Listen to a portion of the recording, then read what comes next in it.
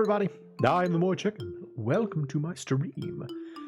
Well, if you have not noticed from the game in this particular stream, I don't want to give up. I have been stewing all week over the fact that I lost my save data for Romancing SaGa 3. It's bugging me. It's really irritating me because I love this game, and it's a wonderful game. I think people should be able to see the whole thing. I don't want to stop playing it. And so we're going to start over, frankly. However, there will be some changes. Namely, I'm probably going to play some offline, mostly because y'all have seen the first half of the game. You know, the first two Abyss Lords, Forneus and the Earth one, whose name I don't remember. Y'all saw that. You don't need to see it again. So what I'm going to try to do is, starting tonight, we're going to start with a new character. We're going to play as Thomas, because I've never played as Thomas. And I'm going to show you the beginning, which I don't think y'all have seen, because Katarina... Yeah, y'all never saw the thing with Monica, because Katarina doesn't do it. So you'll see that. You'll also see the Vampire's Castle, which is exciting. But then probably I'm going to play a little bit offline just to kind of get us back to somewhere closer to where we were, so we don't have like an entire 15 more streams of me doing things that we've already seen. With that out of the way, let's go and get started. Bleh. Oh, another thing about this. So I've been watching my own streams back. Let's see, I want to be male. I will be Thomas. I don't know why it says 2 year. 7 year? Oh, 20 years old, 22 years old, 27 years old, 33 years old. Okay, got it. We're gonna play as Thomas. And that's his name. Yep. And he's a merchant. And his best skill, I will let him be skilled in spears. Yes. Yeah. Oh, so I've been watching my own streams. Y'all know I was experimenting with using face cam. In my experience so far, it hasn't really added very much. And so for the time being, I'm going to kind of quit with face cam, unless people really want to see it for some reason. If you were over the moon about seeing my silly face, let me know, I guess, and I'll put it back. But I don't know. I don't really think it adds very much, so we're going to hold off on face cam for now. Anyway, on with the game. Everything's okay. Oh, geez. Thunder. It is easy for us tonight. What? Why do monsters... Oh, okay. Why do monsters hide during thunderstorms? Most monsters hate lightning flashes, like goblins. Goblins are lightning flashes. Like Sarah. Ha ha ha ha ha! Laugh at her! Let's go in before it rains.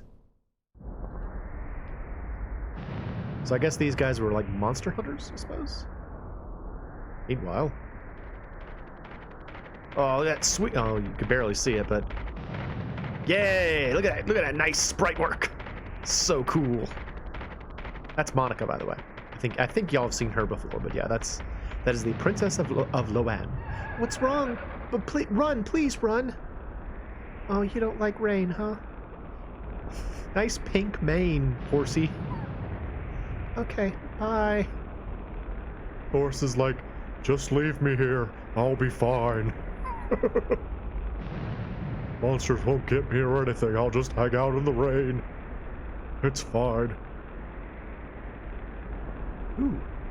Fancy little town over there. I don't think you ever get to go back to this village. Thank you for patrolling.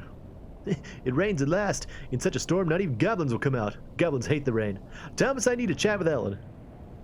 Ah, I see. Sarah, I need help to prepare some food. Master, I'll use the kitchen. Oh, Julian, are you hitting on Ellen? Good choice, dude. Thomas, you seem to know everything.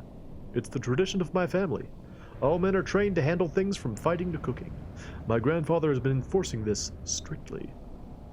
That grandpa is terrible. Sorry, It's okay. He really is awful. Teaching me and things? What a terrible person. Is Julian doing well? How's it going over there, bro? Horse. Lend me a horse, please. Are you okay? What are you doing alone in the storm? I'm gonna hit on you now. I have a horse, girl. You'd better think if you want to relate to her. This is Princess Monaco, sister of Marquis Mikhail of Loan. She wouldn't come to such a rural village soaked if things were not important. Princess Monica? Sister of Mikhail! In this case, we have more of a reason to help. Monica, what's wrong? Brother Mikhail, I have to let him know something quickly. Master, I'll take the horse out. It's dangerous to cross the monster-filled forest at night. But it's urgent. We have to go now. Master means it's dangerous to go alone. I'll go too.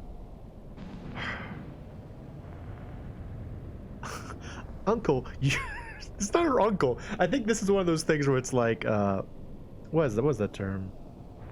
Oji-san in Japanese, where they just refer to any middle-aged man as uncle. Uncle, you're good at talking, but is your saber just decoration? It's been 3 months since Franz, the former Loan Marquis, died. There were troubles and Mikhail was decided to succeed the throne. Obviously, someone is aiming for the throne. And Mikhail is gone, so this is the best chance to start a rebellion. Mikhail loses, helping Monica won't get us a penny. Besides, Monica, do you have any money with you? My doctrine is to get paid before working. Both Franz in the past and Mikhail in the present are fighting monsters for us pioneers. For this reason, I'll go to help them. Sir, you seem to be very strong. There's no money here, but I have a horse. Why don't you take it and help Monica? Horse. Okay. You brothers and sisters want to go together? Julian, I'll go as well. Thomas, I knew you'd say that. Sis, I'll go too. No, you are not. You should go home. You shouldn't take Sarah as an outsider. What? You shouldn't take Sarah as an outsider. I didn't say. What does that mean? Okay, so here's the thing. I was I think I've told you all that I've been playing Romancing SaGa 2 a lot recently, which is unreasonably difficult. I was playing that just before this, and I lost the same fight like 5 times in a row. But I was reading, you know, I will always prefer to play something on the original system, so I would prefer to be able to play the Super Nintendo version, although it's not fully translated anywhere, unfortunately. Because from what I understand, the person who was translating it, when the modern version came out, he's like, well, I don't want to do this anymore. Just play the regular modern one, despite the fact that people like myself much prefer to play the original. Anyway, I was reading on Reddit that someone was like, is it better to play like the SNES like the fan translation of Romancing SaGa 3 or the new one? And a lot of people were saying that the translation for this version was like wonky. And I didn't remember that being the case, but boy is it showing up in this opening scene. This is pretty poorly written, frankly. I'm just worried about her. Anyone is fine, decide quickly. All 4 of us will go. Thomas? Members decided. In the name of Kamshin, I'll escort you to the destination safely. Kamshin? Sir, you are the famous tornado. Some would call me that. My real name is Harid. I'm Julian Null. Ellen Carson. Her sister Sarah. I'm Thomas. Call me Monica. This is it, Princess Monica. First take a nap. After that, eat something and we'll set off before dawn. Wait, we should go now. No, you'll collapse in 10 minutes in your condition. So take a rest. See, like, you get a much better understanding of who everyone is in this little opening. Like, all the characters that are present here get this sequence when they start the game. The only 2 who don't are Mikhail and Katerina. So it's good that you've seen Katerina's story, but... Guard Monaco tightly. I'll deal with the monsters. Alright, so let's see. Desert Lance? I guess that makes sense. Yeah, that works. Alright, what does everybody have? Julian. I have a hunter's bow and a long spear, long sword, hand axe. Oh, this is why Ellen's so cool. She uses a battle axe. So awesome. I love Ellen. She's my favorite. Does this mean I can't remove it? Huh, that's interesting. I don't know that I've ever encountered that. Alright, well, let's go ahead and get into it.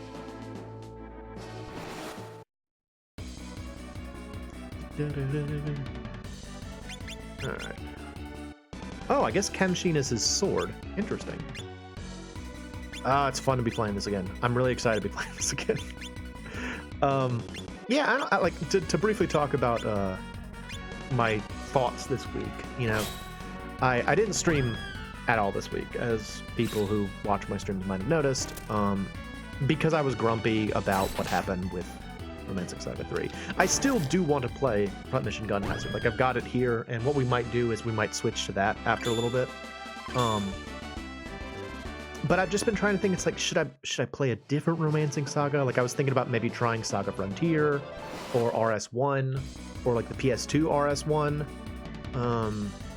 or, you know, just forgetting it all together, playing a different RPG, something like that. But this is clearly the one I wanted to play. Like, I knew in the back of my mind, it's like the entire time I was like, I just want to play Romancing SaGa 3 again. I like RS3. It's my favorite one. I want to play more of this. And so, in the end, I was just like, okay, well, I'll just start it over and, you know, go from there.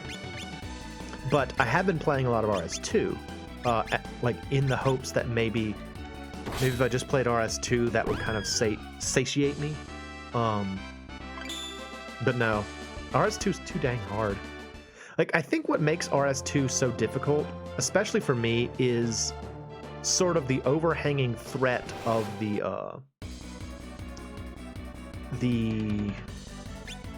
permadeath thing. Like, I was talking before about this, how I was less upset about the permadeath than I was at first, and I am less upset now than I was. But I realized that one of the things that frustrates me is that so again, to kind of give a little background on RS2 again, it's the story of a single kingdom, the Kingdom of Avalon. Well, it eventually becomes the Empire of Avalon, fighting against the threat of the 7 heroes, who are these 7 powerful individuals who in the distant past sealed away a great and terrible evil, and supposedly they've come back, except they're trying to kill everybody, so it's been an issue. And so this one kingdom is kind of destined for success, and they continue the fight against these guys over many generations. And so if at any time you lose a battle, the game attempts to move you forward a generation, which has benefits, but it also has detriments, because there are some events where if you lose during the event, it will change future events. For example, there is a part where the country of Cumberland is undergoing a civil war, and you are allowed to become engaged with it at the beginning of the civil war, and if you are successful in your efforts, you unlock like a special class, and like that you can get soldiers in, and also you have like an ally in that country in the future. If you fail at any time and time skips forward, or you leave the country during the Civil War, you automatically lose, and sort of the worst possible outcome happens, namely that this foreign government called like the Golden Knights or something like that takes over Cumberland, and you were not allowed to really interact with them in the future.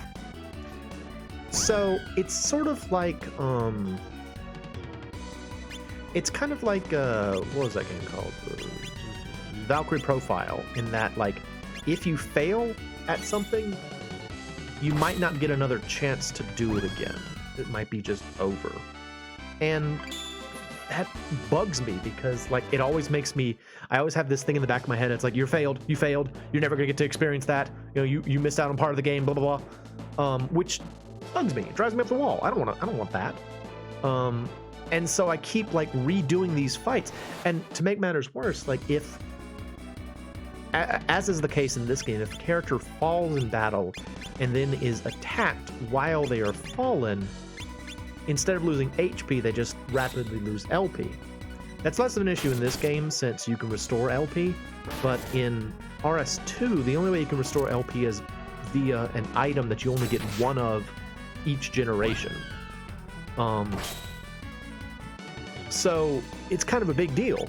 And like I was like earlier today, the fight that I kept losing was against she's called the Termite Queen, and she's like a massive termite that was attacking, like she had been signaling for her brood to attack like these villages in the prairie. They were like tunneling in from underneath, which is not what termites do now that I think about it, and kind of like killing people. And they were also attacking the mole people who live in the underground as well. And so I wanted to save the day, as you might expect. But I just kept fighting her, and she just kept beating me. Just nothing I could do. I tried different strategies. I tried changing my formations. Tried going out to learn different techniques. I tried everything I could think of. I just couldn't beat her. She had too much HP. And I looked online. Apparently, that is one of the harder fights. Like they said that the fight against the Termite Queen can be as difficult as fighting the 7 heroes. But still, like, I wanted to win, and I just couldn't. I just couldn't. Plus, the thing I was getting at with the LP thing is that she had a bunch of attacks that would target your entire party. So if a character fell and she used this attack, you just keep bleeding LP, and you know, you can't get it back once you bleed it, so it's kind of an issue. I don't know. I'm grumpy because I wanted to succeed and I didn't, but oh well, such is life.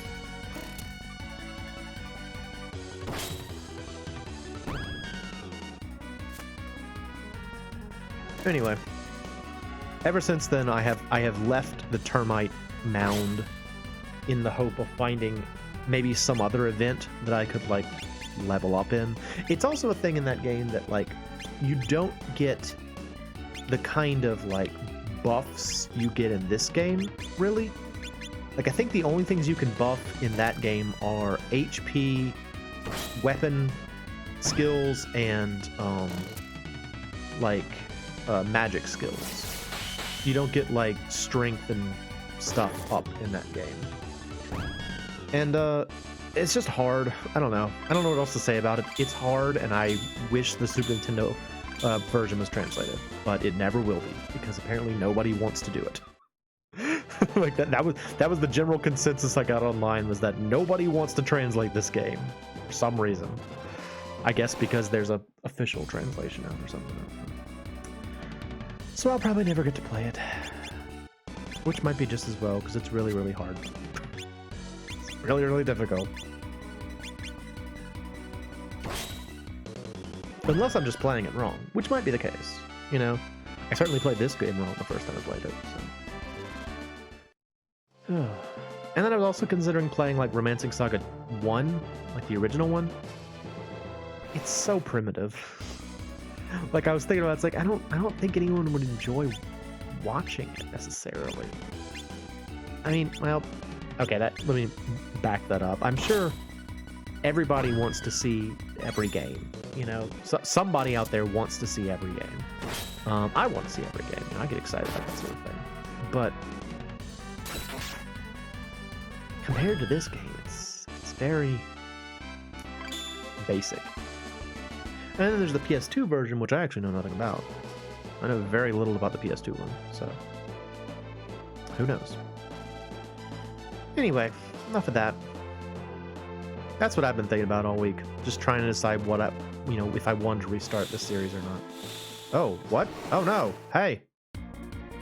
Oh. Hey, yeah? What's up, dude? Are you Garuda? What did these do? Yeah, Garuda wing. Figured.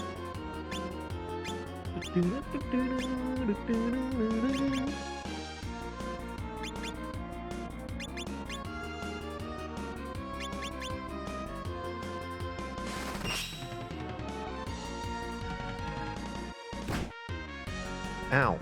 Don't do that. Shadows sow you. That didn't work. Because you're my boss. Ha!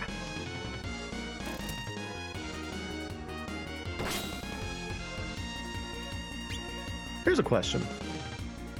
How many people out there watching this have played SaGa games?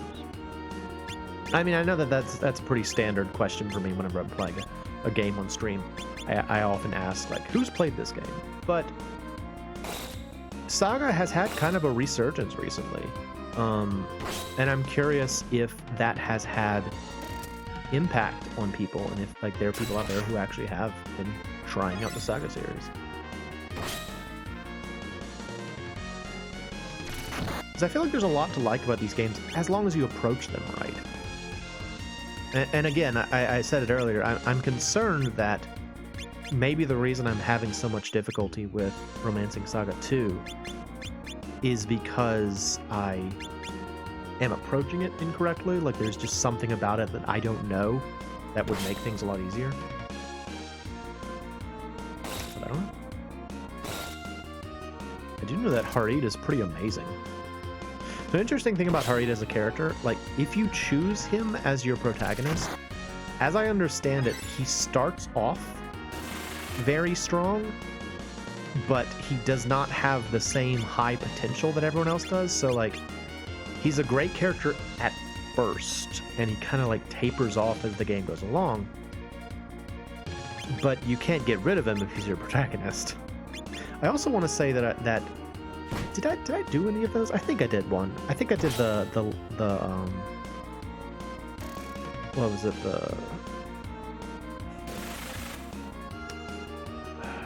those two merchant towns that were feuding.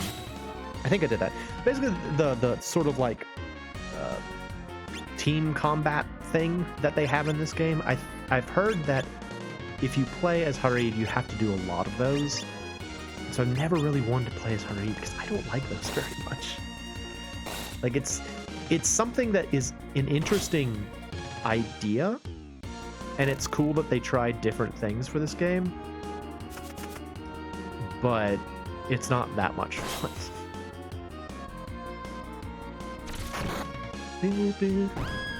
Yeah, you see, Ellen did it in the end because she's awesome. Yeah, awesome. Nice. Nice. Oh, so good. So good. Such a monster in this place. Rumor says the Abyss Gate was reopened by the Death Eclipse. Is it true? Yay, we made it. What happened, Monica? Why are you here? It's awful, brother. Godwin and the Minister have started rebellion. Really? So you came all this way here to tell me that? Who are the people in the back? They kindly escorted me here from Shinon. Thank you for helping my sister. Currently we are on an expedition, so I can only give you a salute. When we return to Loan, you will be rewarded properly. So we must go to Loan immediately. This will lead to a war with Godwin. It is dangerous for you to go together. Well, do you guys want another job? Help me escort Monaco to Podol. Podol! That's the place we couldn't go as Katrina, because you never do this. Podol? The place where the vampire Earl is? Yes. Earl Leonard is more reliable than most human beings are. Monica, are you alright with that? I'll gladly follow your order. Of course, I don't want Monica to become a vampire, so be very careful. But then you should prepare for your journey. Wait. Aren't you Tornado? Yes, some call me that. It's good that you showed up here. Do you want to go to Loan with me? Regarding Monica, 4 persons are enough. I don't mind if you want to see my skill. Would have known that I could obtain such a precious fighting force in such a place. I'll send for you all when we return. Please do your best. Try to whip the items I gave you. Please take care of Monica. It's okay, you guys can do it. We have the same voice pretty much. I wonder if we can do it, Thomas. It's rare that you're so timid. It's okay. Maybe long, but not too many monsters are on the way to Podol. Be confident. I see. Talking is easy.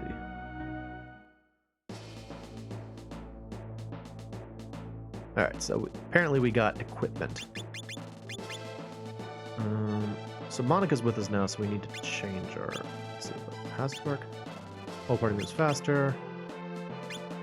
Middle member shoots better. Okay.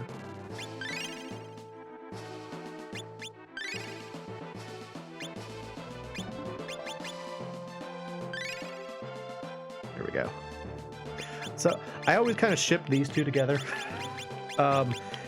Based on that intro, it seems like Julian kind of likes Ellen, which, I mean, again, good taste, but I didn't remember that being the case. All right, what do we got? So he gave us stuff?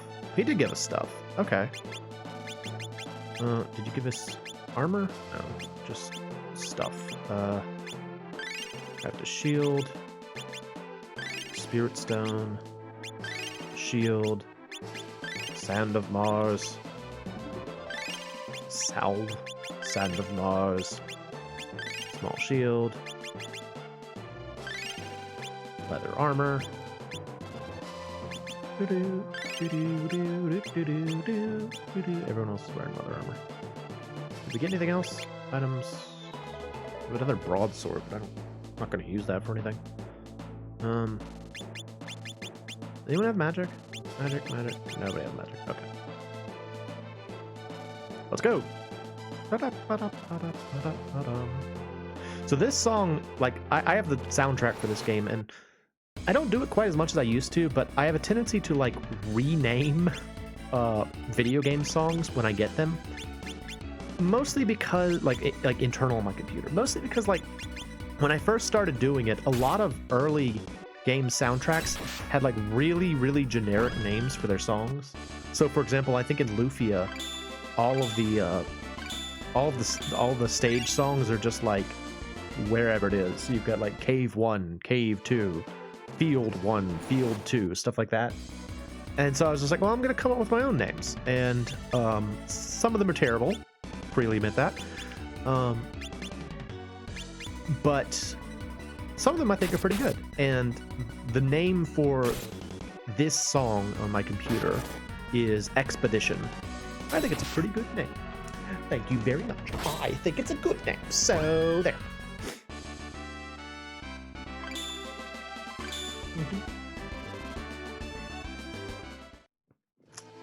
All right.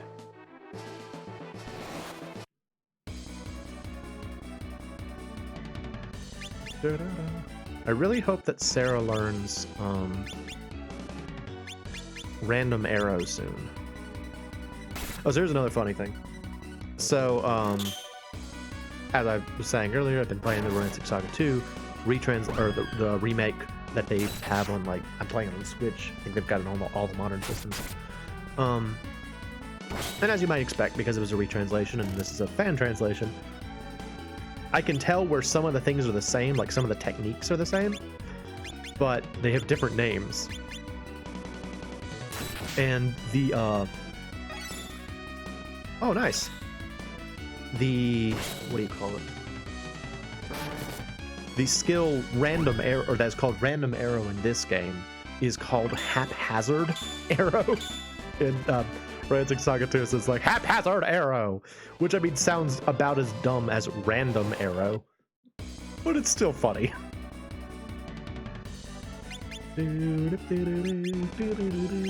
Oh, we have nothing. We have no skills or anything. This is awful. Oh, it's awful.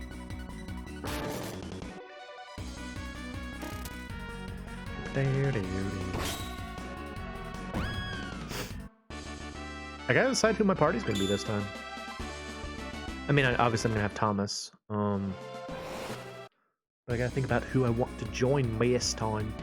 I don't know yet. We'll see. We will find out.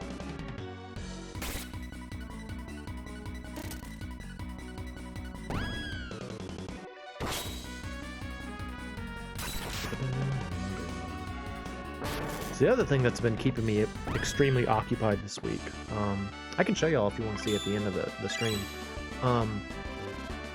I think I mentioned it before that I've been making a sprite set for Super Metroid. I've just about got it finished. I've got all the poses done. I cleaned up most of the animations. I mean, reasonably well. Like, I tried it out in game and it looks fine. It looks fun, especially considering I've never done it before. And at this point, I'm just working with colors to kind of complete it. But I'm very, very excited to see it almost finished.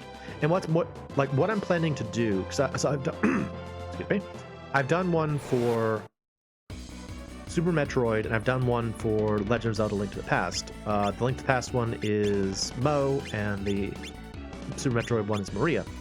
And once I finish both of them, I think what I'm going to do is I'm going to create a ROM for Link to the Past and a ROM for Super Metroid that uses the sprites. And then I think the company that I usually get my reproduction carts through will make a reproduction cart if you provide them with, like, you know, the label and a ROM. So if that's the case, what I want to do is make like a Legend of Moe and a Super Maria Troid, you know, just to have them, just to be like, look, these are my, you know, specially made, like, personal games. It's like 2 of my favorite Super Nintendo games customized with my characters. I think that would be a lot of fun. So we'll have to see if I can do that, but it is very exciting. But anyway, yeah, I can show you all the Maria Troid, I guess, Maria Iran thing at the end. The only problem is, and this is something that I need to contact, like, there's a Discord for Super Metroid Randomizer that provided a lot of the resources that I used to make the sprite set. I need to talk to them and see if anybody knows how to inject custom sprite work into other places in the game. Like, the only thing that I'm replacing is Samus herself. But if I could change out, like, the status screen, like her equipment screen image, with like a picture of Maria instead of a picture of Samus in her power suit, that'd be cool. I'm fairly certain you can do that because I believe in the Justin Bailey ROM hack of Super Metroid, they changed it, and I also know that they changed the ending sequence. I'd like to be able to do that too. So I need to kind of like talk to the people in there and see if anybody's done that. So, I mean, I don't know anything about ROM hacking. I wouldn't know how to do it myself, but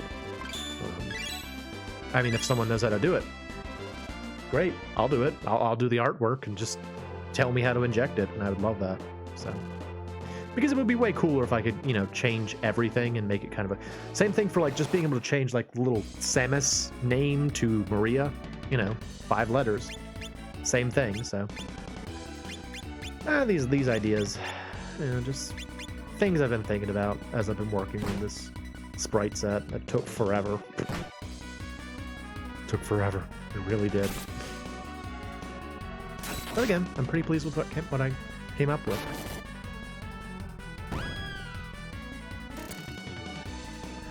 And honestly, one of the things that I've enjoyed about working on both the Moe and the Maria sprite sets is it's made me feel more confident in sprite production.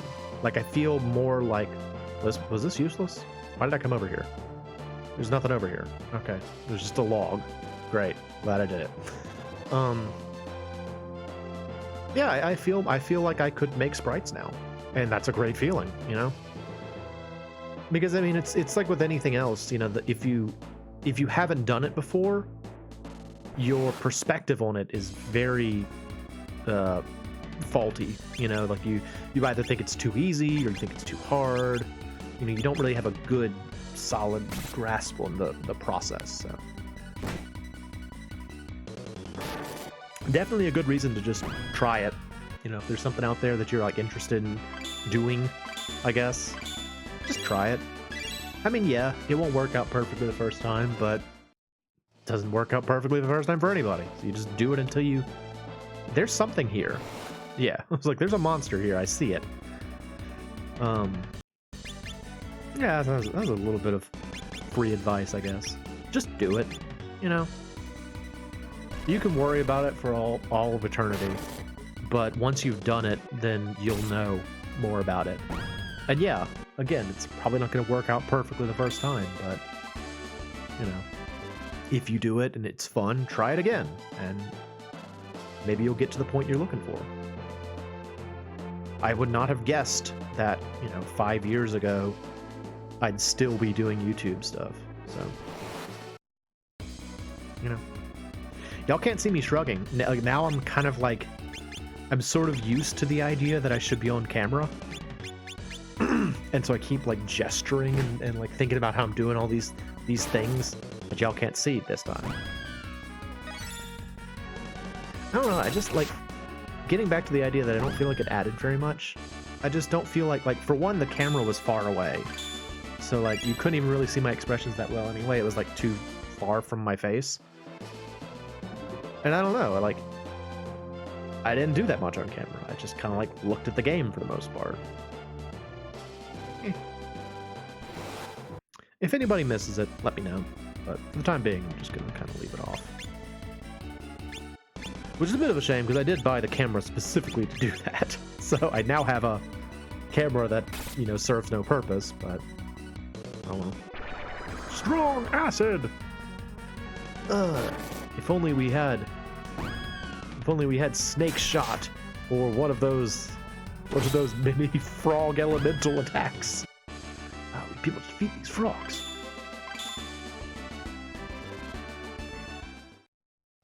I'm already excited to be playing this game again. It's so good. Romancing SaGa 3 is a great game.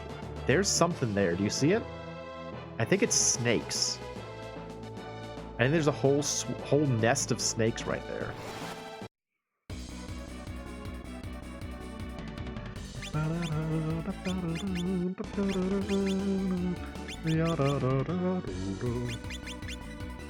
Thomas is learning a lot of skills. I wasn't expecting that.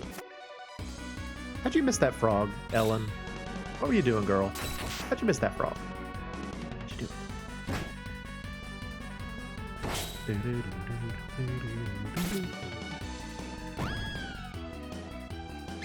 Oh, unrelated. I'm thinking about it because I just saw Monica use her foil. I actually have like a rapier now. I think I mentioned it when I got it, but I bought a rapier from a Renaissance fair last year for my Halloween costume, and it's nice actually. Like I never thought I would like a rapier because I was on they're the weenie swords, they're too thin, blah blah blah. But no, it's just as valid a sword as any other kind. I don't know why I always had a problem with rapiers, but like I don't know, I like it. It's cool. My one problem with it though, and this I can't decide if this is an issue with the hilt of the sword or if it's a sign that I need to work on like my grip strength, but like I have a heck of a time wielding it. Like it feels like my hand or my grip feels very loose when I use it. And I don't know if that's just because like my hand is too big for it, or if I just need to grip it more strongly. But like I've got another sword. I've got a hand and a half sword that I don't have that issue with at all. So really unsure what the cause of it is. But, still cool though. And I was supposed to get a sword from a good friend of mine a long time ago, and then I was going to buy it from him because he makes swords. And it sounded like such a fun sword. I think he called it like the banana sword or something. Apparently it was like a curved sword with like the scabbard for it, I think he said he painted yellow. So it kind of looks like a banana when it's in the scabbard. It was like a short sword, and I don't have one of those. So it's like, yeah, I'll buy it. I totally want to support your work. And then, I don't know, it just kind of never got back to me on it. So a little sad about that.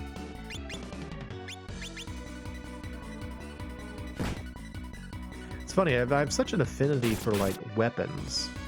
I think they're really cool, but I don't know anything about using a weapon. Like, I know about using weapons in video games, but I don't know how to use a real weapon. I have no idea. Nor do I necessarily think I would want to use a real weapon, because I don't want to hurt anybody. So it's kind of one of those things that's like, I imagine I'm an amazing warrior, and then like when it comes to action, I'm like, I don't want to hurt anybody, no. No, I don't want to hurt anybody. That's awful. I should be trying to learn some of these skills that Thomas learned. I forgot about that. That's another thing about RS2 that's a little bit different from RS3 is that, like, once you get a skill, you just have it. You don't have to, like, you know, there's not the whole, like, mastery thing. You just kind of have it when you get it. Yeah, I should be using some of these. Kind of forgot about that.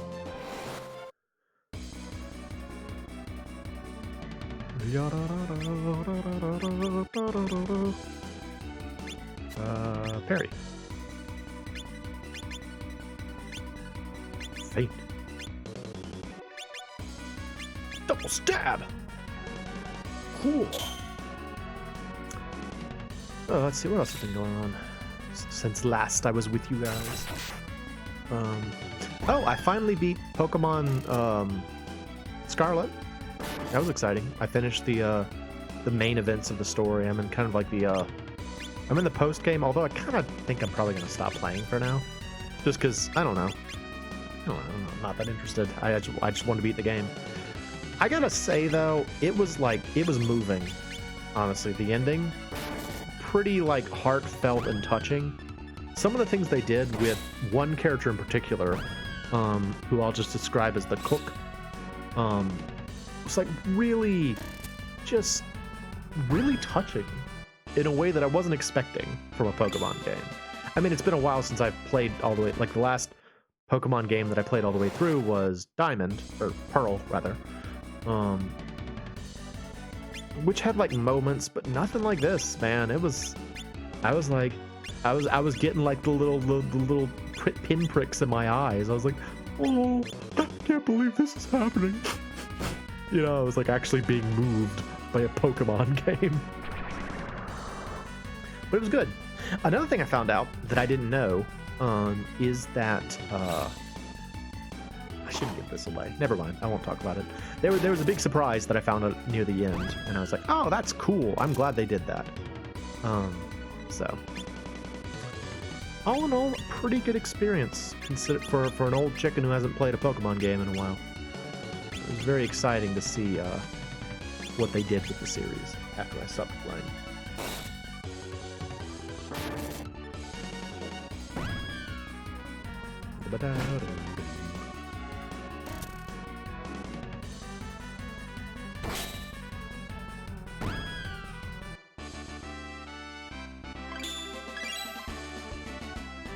It's also interesting to me, like, I've kind of had this in my mind for a while about Pokemon, about like modern Pokemon games.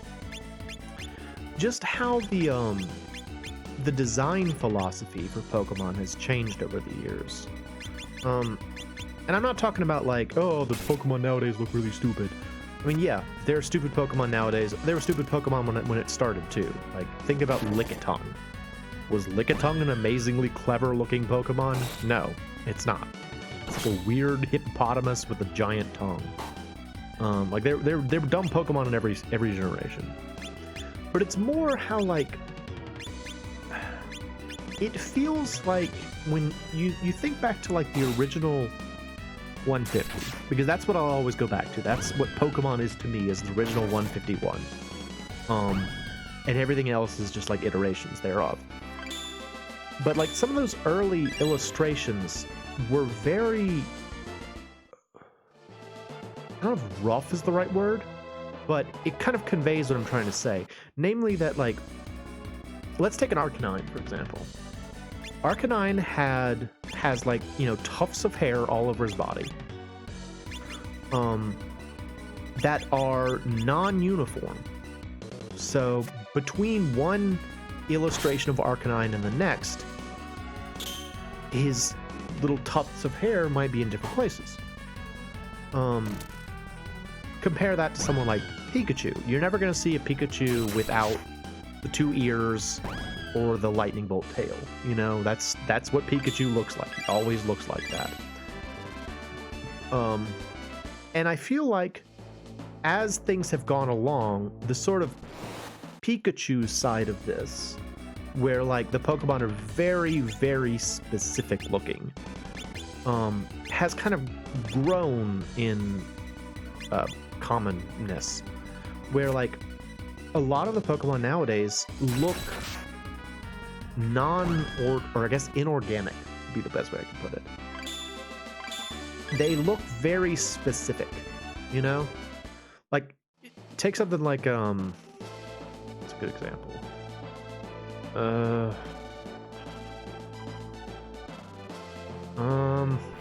this thing's going crazy. What is this? Oh, hey, look at you. You're weird looking. That's a good example of what I'm trying to convey. What's a modern Pokemon? Okay. Oh no, Monica! She's dead! We were supposed to protect her and she's dead. Oh no. Hey, there's Random Arrow. I knew we'd get eventually.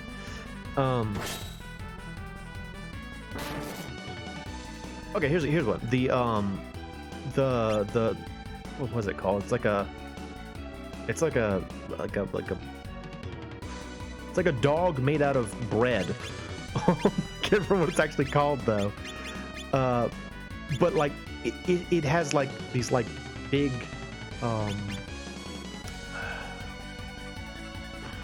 butter rolls for its like ears, and it has like these wrinkles on its back, and I imagine every single one of them has the same number of wrinkles and the same size like butter rolls, and like looks exactly the same. It's always according to a very specific guideline. And I think what kind of gets me a little bit about that is that like it just doesn't feel like an animal. It feels like it was created in like a lab or something, you know? And that's kind of what bugs me a little bit about modern Pokemon. It's like they don't feel like animals so much as they feel like they feel inorganic. Yeah, it's just what it comes down to. They don't feel like animals. They feel like just these weird synthetic creatures that have populated the world. Oh, we're here. Welcome to Podol. So yeah, this is like the ice town. It's got unique music, and it's cool. I like it. It's also basically like Transylvania, I guess is the best way to put it. It's like it's sort of like Castlevania if Dracula wasn't a bad guy. That's kind of what you get from Count Leonid, is that he's just kind of like a vampire, which is interesting because you don't see too terribly many games where the vampires are like, you know, okay, like not bad guys. Hey there. Girls are rare, as many are bitten by the Earl. Okay. Vampires won't age or die, but they can't leave the castle. That's a law. That's weird. Okay. Hi. How do they get girls then? We must improve our body and the blood for the Earl's sake. Yeah, so like these people kind of just support the local vampire lord. It's interesting. Hello. Leave me alone. There's that guy again. Hello. Any info? Leonard's castle is at the top of the hill to the north. Okay. Gossip. I don't know what that is even for. Hello. What do you sell? Do you sell them? The Earl will call a new girl to the castle soon. Are you male or female? I've never been able to know. I guess. Leonard's most important treasure is the Holy Grail that you once held the Holy King's blood. It is. That's actually I think it's the same Holy Grail from the first game, which was like an attack item. So, oh wow, she's actually up here. That's kind of interesting from like a programming perspective, that the game allows her to like transition to a new screen despite the fact that she's just like a NPC walking around. Weird. Interesting. I didn't know that they allowed you to do that. So it sounds like we need to go north to get to the Earl's house. I will come back to these houses because we've got a mission. We must go to the snowy wastes. Fight this wolf.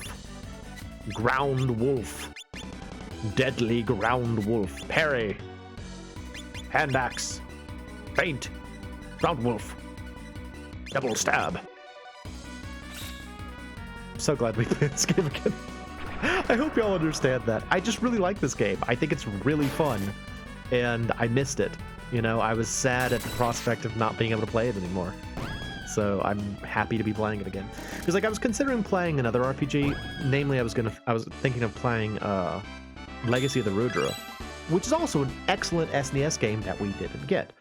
But in the end, I was just like, no, I want to play Romancing SaGa 3. I know that that's in my heart of hearts what I want to do.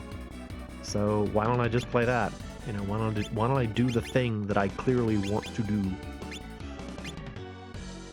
And so I did.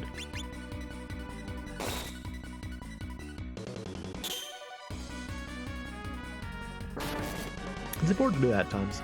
You know, be honest with yourself. It's like you know you want to do such and such. Let yourself do it sometimes. You know? It's important to let yourself do it sometimes. Yep.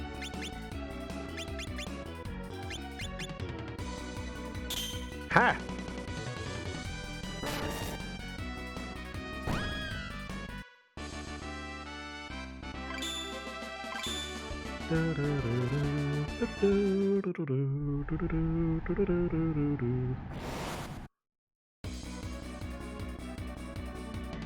Random arrow.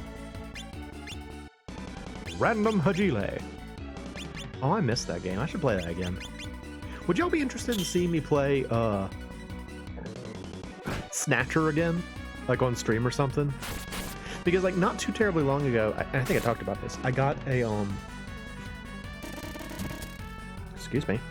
I got a Model 1 Sega CD, which is exciting because it is compatible with the Mega SG system by Analog, which I can use to stream. And so now I could potentially stream Sega CD games. And I don't know, I kind of want to play Snatcher again, so that's another one of those things I'm just throwing out there.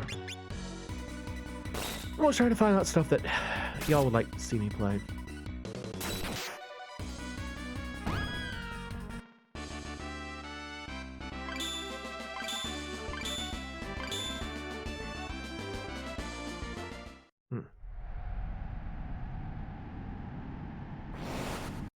Bring it on, wolf. Ground wolf. I see you, ground wolf.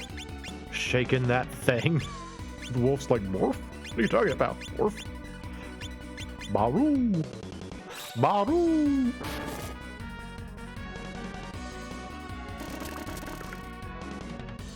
Take that haphazard arrow. Double stab!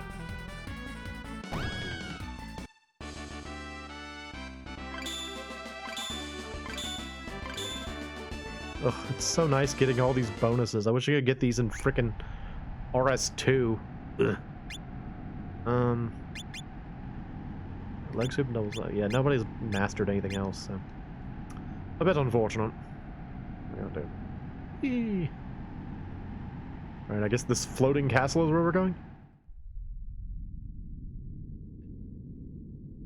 Alright, welcome to Castlevania. It's got bats and stuff. Spoopy doopy. Oh. Is it okay? I guess inside we go.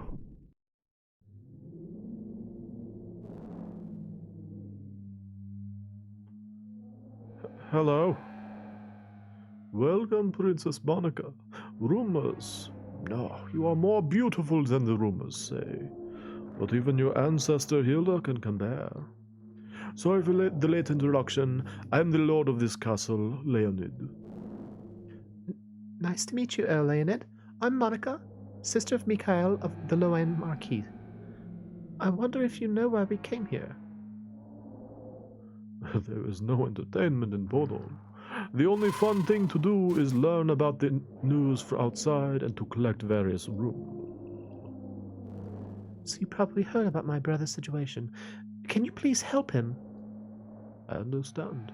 But Marquis Mikhail really does not need any of my help. You don't have to worry. Just relax in this castle. Your rooms are on the left. Say, you must be careful about one thing. Various places in this castle are dangerous. Keep in mind that, after all, This is a castle of vampires. Gulp.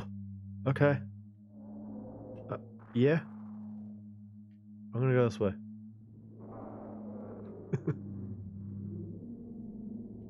Didn't you say our rooms were over here? There's just scary monsters here. Oh, on his left. Got it. Gotcha.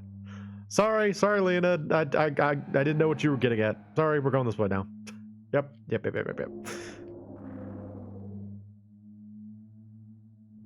Are those monsters?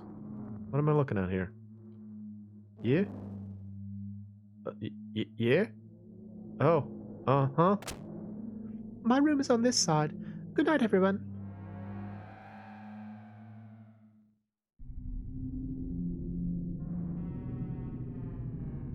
Everyone's just kind of like, this is scary.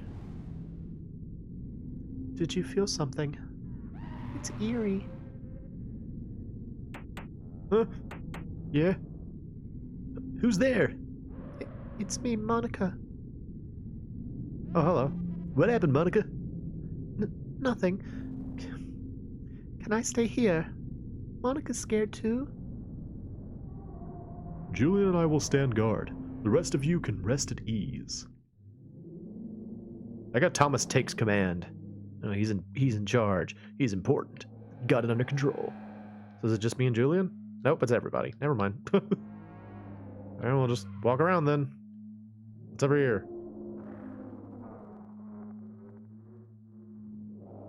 Time to explore this castle of vampires. There's also no music in the Castle of Vampires, which is kind of weird. Like, there's actually music for the dungeon that is attached to Leonid's castle, but there's no music when you're actually in Leonid's castle. It's just kind of like spooky ambience. I guess we can go talk to him. Leonid? Leonid? I don't really know. Hello. If you're bored, there's a hidden treasure cave north of the city. You can spend some time in there. Taking treasures, etc. is meaningless to me. Just take whatever you like. Okay. He's like, do you want to go hunt for treasure? Go for it. I've got nothing to do here.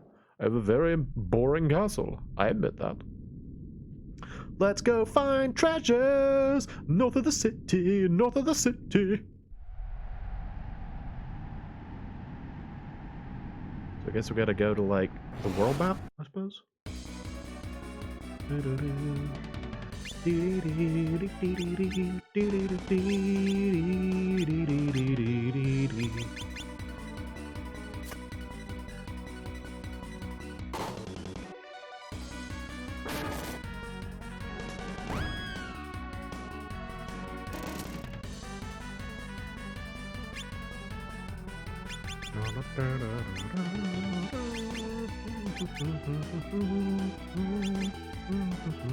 Ah!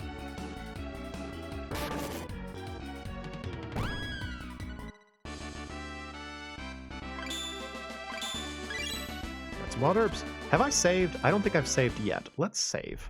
Let's save the game. And I'm just going to save it on all three. That way, when I invariably lose my save data, I will be very, very sad. Hopefully I won't lose my save data, but if I do, you know.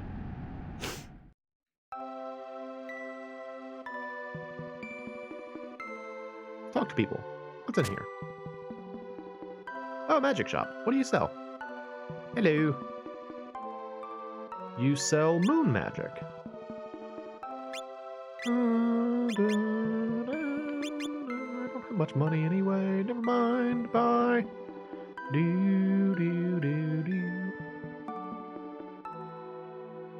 The magic is kind of unusual in RS2 as well. You don't have to pay anything for it. You just have to have the facility where you can get it. Hello. You are foreigners. In this place, things like vampire really scares me. Things like vampire! Yeah, okay, the translation's not perfect. This time I must go to the castle to get the eternal beauty. I want all of the eternal beauty. It's mine. I'll take it for my own. Whatever. I still prefer to play on the Super Nintendo. It doesn't have all the weird... If it's got a... This is a janky translation, but at least it doesn't have a pretentious translation. I can't afford any of this, I don't think. Right? Yeah. Forget it. See you later, dude. Alright, that's what X does in this game. Takes you out immediately. Alright. Treasure cave. Photo cave. Here we go.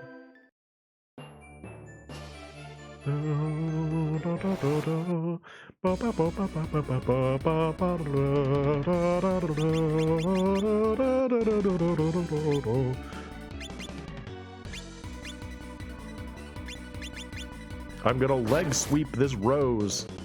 Take that. Oh, never mind. Ellen's just like, yeah. She's like, I got this, y'all. Whack! Ellen's so cool. I love the idea that the Count was just sort of like, if y'all are bored, there's like a treasure cave nearby. You can just go hang out there. I don't really care about it. It's like, there's just treasures there, but, you know, whatever. I'm a vampire. I have no need for treasures right now. That is definitely one of those things that, like, as I have grown older, I have heard more often is the idea of the perpetually bored eternal. Like a person who is, like, immortal and they're sick of it. You know, they're just sort of like, yeah, there's not a whole lot to do after a while. After your first, like, couple of centuries, you're just bored. It's just the straight... Oh, nice. Good job, Monica. It's just sort of funny to me to think that's, like, Dracula's just like, yeah, I don't care. I got nothing better to do. I like messing with humans because I'm bored. It's just, I'm tired of it. I don't know. It's something that I never would have thought of as a younger chicken. I was just sort of like, no, being immortal's awesome. You have all the time in the world to do whatever you want. But yeah, but nobody else is alive. You know, unless you find other immortals, you're gonna have to keep watching your friends get old and die. It's the same thing with, like, half elves, you know? The whole idea that, like, if you have a human and an elf, well, the elf's gonna live a lot longer than the human. You know, by traditional, like, Tolkien or D&D standards. So, like, you know, it's just gonna, I don't know, it's gonna be a bummer, you know? Either that or you just accept as the elf that you're gonna remarry. You know, it's like, yeah, I had a human husband, like, you know, 300 years ago, but I was just a kid, you know? That's weird. That's weird, right? I don't know. Very strange. You know, another thing, I'm just kind of going from one thing to another right now. Something that kind of bugs me, you hear about half-elves, you hear about half-orcs, you hear about, like, half-dragons, you hear about all these halves. You almost never hear about half-dwarves. When was the last time you heard about a story where there was a half-dwarf? Why don't people want to get it on with dwarves? What's the problem? I don't get it. Not fair. Dwarves are cool. Dwarves need love. Dwarves need interspecies love, just like everybody else. What the heck? Like, the only half-dwarf I can think of is from Record of Agarest War Zero. And, I mean, she just looked like a person, you know? Okay, that was offensive. Excuse me. She did not look dwarven at all. She was, like, regular human height. You know, wasn't, like, stocky or built like a dwarf. She just looked like a girl, and they were like, oh yeah, she's half dwarven. Okay, is she? Yeah, I don't know. Want me some half dwarves. I like dwarves. They're cool. Or then you take, like, if anybody out there is familiar with the manga and light novel series, That Time I Was Reincarnated as a... I think it's called that. Yeah, That Time I Was Reincarnated as a Slime. There's, like, a dwarven kingdom in that. And they're just like people. No, I keep putting it that way. That is very offensive. They're just like humans. They're like human height. They just kind of like slightly darker skin, and they live underground. That's like the only dwarfiness to them. And I'm just sort of like, it's weird. It's like they're just kind of putting the word dwarf in there without any reference to traditional dwarven traits. Whatever. Bone breast. I hope that's not cursed. Is it cursed? That's not red. Okay, the bone breastplate. There's treasure. Yay.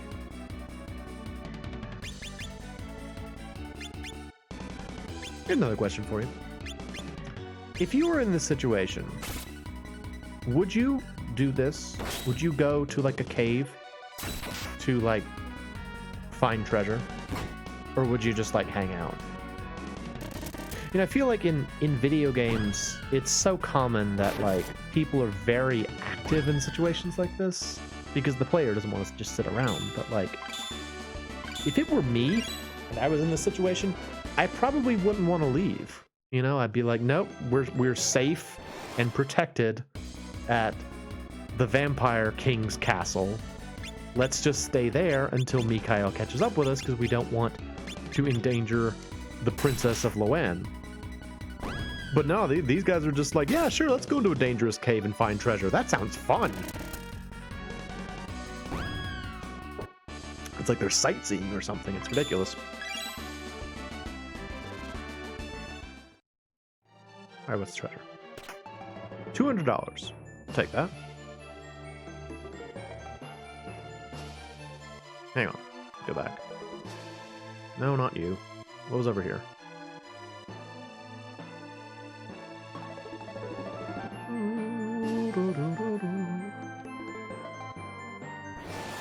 No. Curse you, frog. I will defeat you. It's a rapper. Wiggity, wiggity. Wiggity, wiggity. That's what rappers say, right? Wiggity, wiggity. I mean, back in the 90s, they might have... Actually, no, it's probably not even the 90s. Maybe late 80s. I don't know that anyone even in the 90s would have said wiggity, wiggity. Miggity, miggity, miggity, back, daddy. What? What? The miggity, miggity, miggity, back, daddy. What? What? Crisscross will make you jump, jump. The daddy Mac will make you jump, jump. Uh-huh, uh-huh.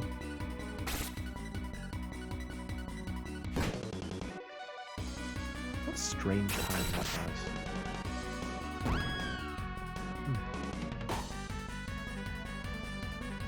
Oh, here's something else unrelated. But I was thinking about it because of music. People out there who may play Beat Saber,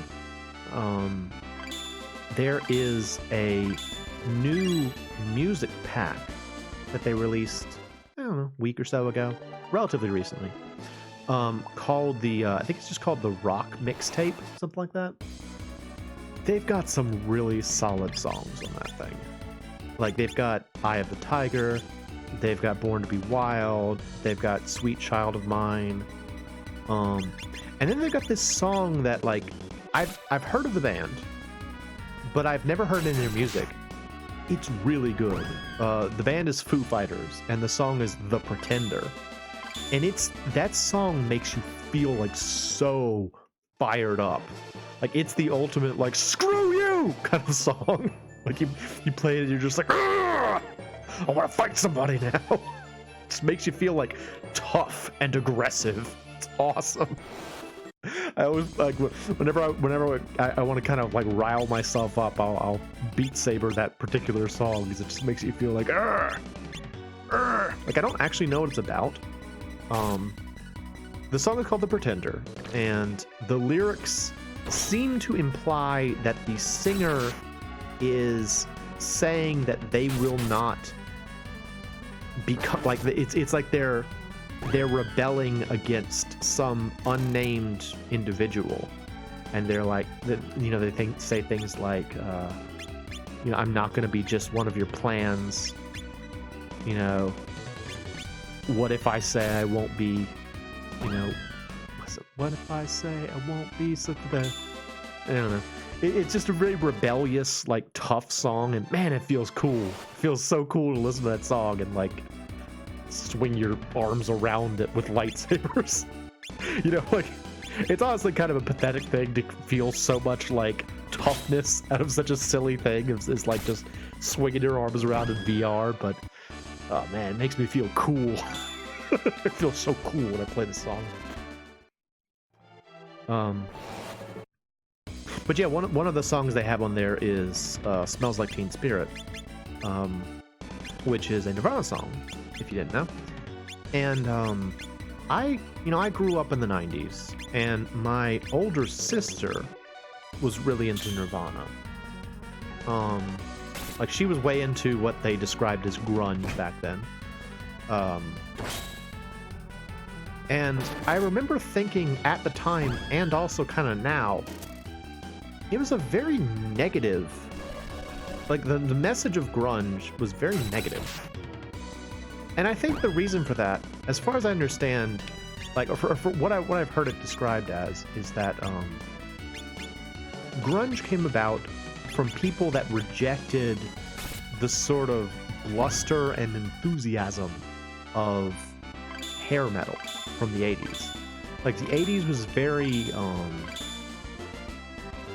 bright and colorful, and grunge was sort of like, that's not real, you know, that's fake, you know, like all that sort of like all that behavior, that's all fake. We want something that's more honest. And so grunge was very sort of negative, I guess, is the best way I can put it. You know, it was really like, I wouldn't say dark. It's not dark, but it definitely has a more real tone, I guess. And that's part of why I didn't like it. I don't know. It's just kind of a bummer. You know, it's like I guess I would rather be optimistic than real. And yeah. I mean, to each their own, but like I've only done the what do you call it? Smells Like Teen Spirit once. And I was kind of like, okay, yeah, I get it. Kurt Cobain is depressed and wants to complain. Kurt complain. The other thing is I really don't know much about Kurt Cobain. He's one of the, like, I feel like Nirvana is one of those bands like Queen, where fans of the band will accept no complaint from anyone. Like I'm not gonna say that they're not good musicians. I like a lot of Queen songs, but I also don't like some Queen songs, you know? And I don't fully understand why. Well, it's cult of personality, I think, in the end. You know, like, people were really wrapped up in Freddie Mercury. People were really wrapped up in Kurt Cobain, and that carries forward to their music and the rest of their band. Anyway, probably Dangerous Waters. I'm wading into a small stop, but anyway, yes. If you play Beat Saber, go check out that playlist because it's pretty cool. And check out the Pretender. That's a really cool song. I mean, to people who know the Foo Fighters, they're probably like, yeah, way to get on the bus. You know, like 30 years too late. I didn't know the Foo Fighters. I just knew the name. So now I think that one song is pretty cool.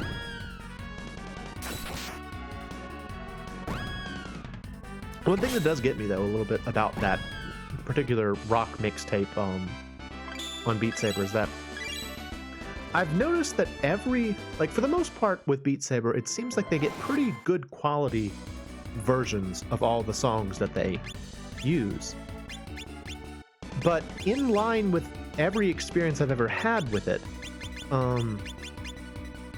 their recording of Eye of the Tiger is like really quiet, I've noticed. Or like lower quality or something. It doesn't sound as like vibrant as some of the other songs of, you know, a similar time period did. It makes me wonder if like Survivor never made a good recording of that song or something, because it feels like every time I hear Eye of the Tiger, it always kind of sounds lower quality, as though it wasn't recorded very well. It's odd, right? For such a high-profile song, like that's a very famous song, but I feel like I've never heard like a really solid recording of it. Not to say I've spent a lot of time researching Survivor, you know, but still, I think my favorite iteration of that song is the one from Rayman Legends. Oh, that was so cool. If you don't know what I'm talking about, in the game Rayman Legends, they have this like these special levels that show up at the end of every major world in the game that are just it's like a music level. Can I hop this? Hang on. Can I hop this? Whee! There we go. A life cane. What does that do?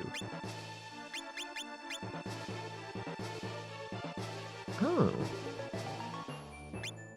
Okay. Sarah, why don't you hold on to this? Yep. Yeah, so in oh, this guy's the boss or something, huh? Okay. Bring it on, boss. Well, he's not. Brother, what are you doing here, brother? Yeah, so at the end of every major world in the game, they would have these special levels that are just like, best way to describe them is runner levels. And all you would do, they were set up for you to just kind of like run constantly. And as you ran, you would collect little like, what are they called? Looms, I think is what they're called. Oh, that was easy. Okay, never mind. Thought that was gonna be more dangerous than that. Brother didn't turn out to be too dangerous. They're called looms. They're like the collectible in the game. It's like coins. And when you get them, they make like a noise. Shell blazer. I think that's a piece. I think it's armor, maybe. Oh, it's a glove. Why don't we give that to Julian? Why don't you use this? Yeah, there you go, buddy. Shell blazer. Yeah, so the levels are set up to kind of just like as you grab the looms, it kind of plays the notes of the song, and oh, it's so much fun. It's so much fun to just like, because like the song. That's it. But what was the first one? I think the first one is Black Betty, and the second one is just it's just like a classical song. I don't actually even know if it's a real song. And I think the third one is Eye of the Tiger. But it's like a Mexican version of Eye of the Tiger. Well, okay, not Mexican, like a Hispanic sounding version. Like they use, you know, like they use like strummed guitars, maracas, traditional drums, stuff like that to play Eye of the Tiger. Oh, it's so cool. It's like a mariachi. That's the word I'm looking for. It's like a mariachi version of Eye of the Tiger. It's so cool. Ah, I want to go back and play it. The only problem with it is that it's one of those things where if you mess up, it stops immediately. And as you kind of play more of the game, they get harder, as you might expect. And so, like, towards the end of the game, you're like, I want to do this right, but it's hard. No, Monica, she's dead. Yeah, I don't know. Minor thing, but why did I use Tomahawk? Why did I even do that? What was I thinking? Use your power heal on Monica.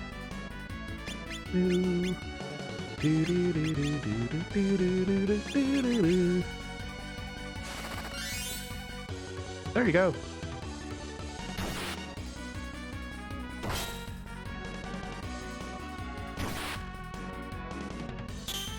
I could use Sarah this playthrough. Or I could use the brothers. I could use Thomas and Julian. I don't think I've ever done that. I don't know. I don't know who I want to use this time to the game. I should probably try to not use Nora, because I always use Nora.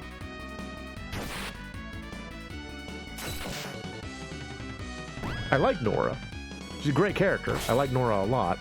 But I should try and branch out to other people. Like I was using Boston, and I was using the Fairy before. You know, I was trying different characters.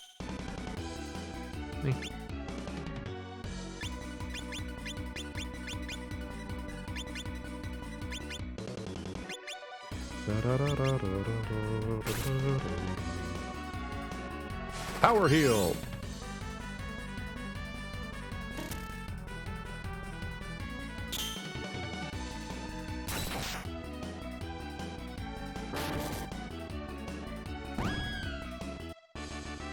Yay!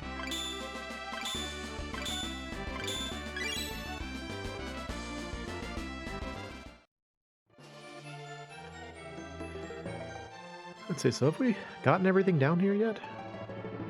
Gotten a fair amount of treasure down here. Good of the count to tell us that we could come down here and get some treasures. But I think we've gotten just about everything at this point.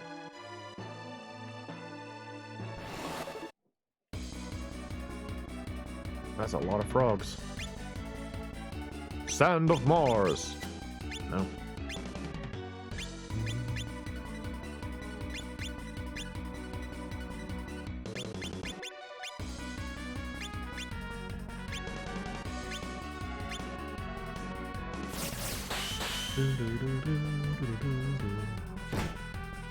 You know, that's something that surprisingly was not added for re-releases of this game. Is the fact that a lot of skills in this game are multi-target, but the game doesn't actually tell you that they're multi-target. Like the leg sweep, it affects a row. If this, I feel like if this was a modern game, they would like have kind of like a flashing cursor for the entire front row to show you like who you're going to hit with it, rather than just kind of like letting you find out after the fact. Seems strange. Something else I should mention about Romancing SaGa 2. I am playing the game without the additional features, because I don't know what the additional features are. And I wanted as close an experience to the original as I could get. So it's possible that I just made things difficult on myself for no reason. I feel like it's important to include that little tidbit for fairness to Square Enix. You know, it's like y'all may have found ways to make the game better, and I'm just not using them. But again, if it were up to me, I would rather play the Super Nintendo version. I'd rather play the original, but it just doesn't exist. Or rather, it doesn't exist in a format that I can understand. Because I can't read Japanese. If I can put a request out there to the world, though, I would absolutely love it if someone finished the translation of RS2 for the SNES. Because I know that like some people would say, it's like, well, there's a modern version, why don't you just play that? Well, I don't like that version. You know, it's like I want to play the original. And surely I'm not the only person in the world who's excited to play the original version of something. You know, it's like that's interesting to me. Like I want to see what the game was like in its original format.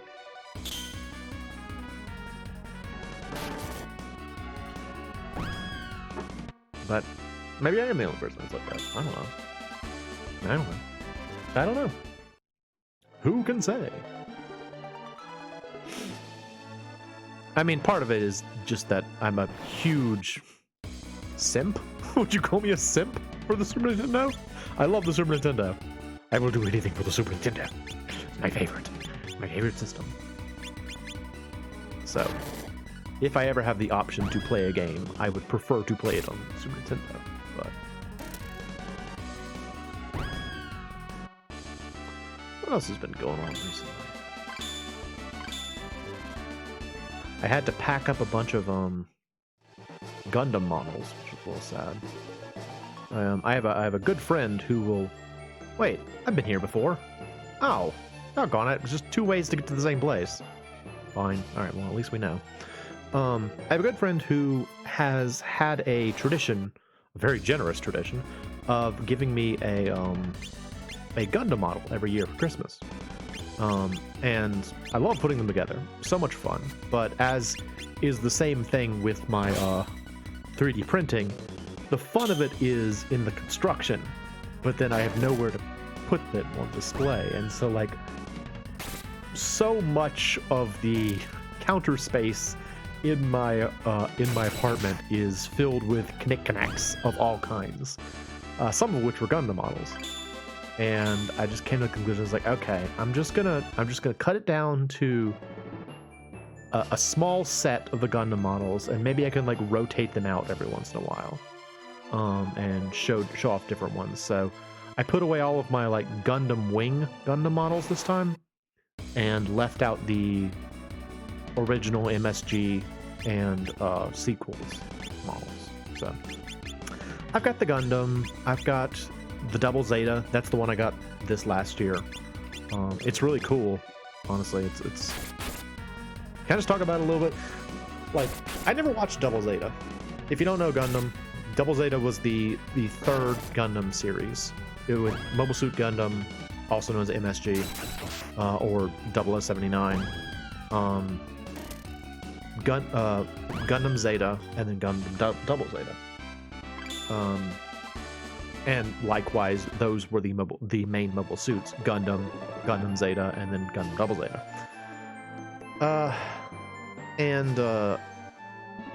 never watched Double Zeta, but the Double Zeta itself is a prime example of how, as the series kind of moved forward, they just kind of like started making the mobile suits more and more dense, to the point where like the Double Zeta doesn't look like it could move. It has so many like little bits here and there, and like shields and wings and like all these other things just attached to it.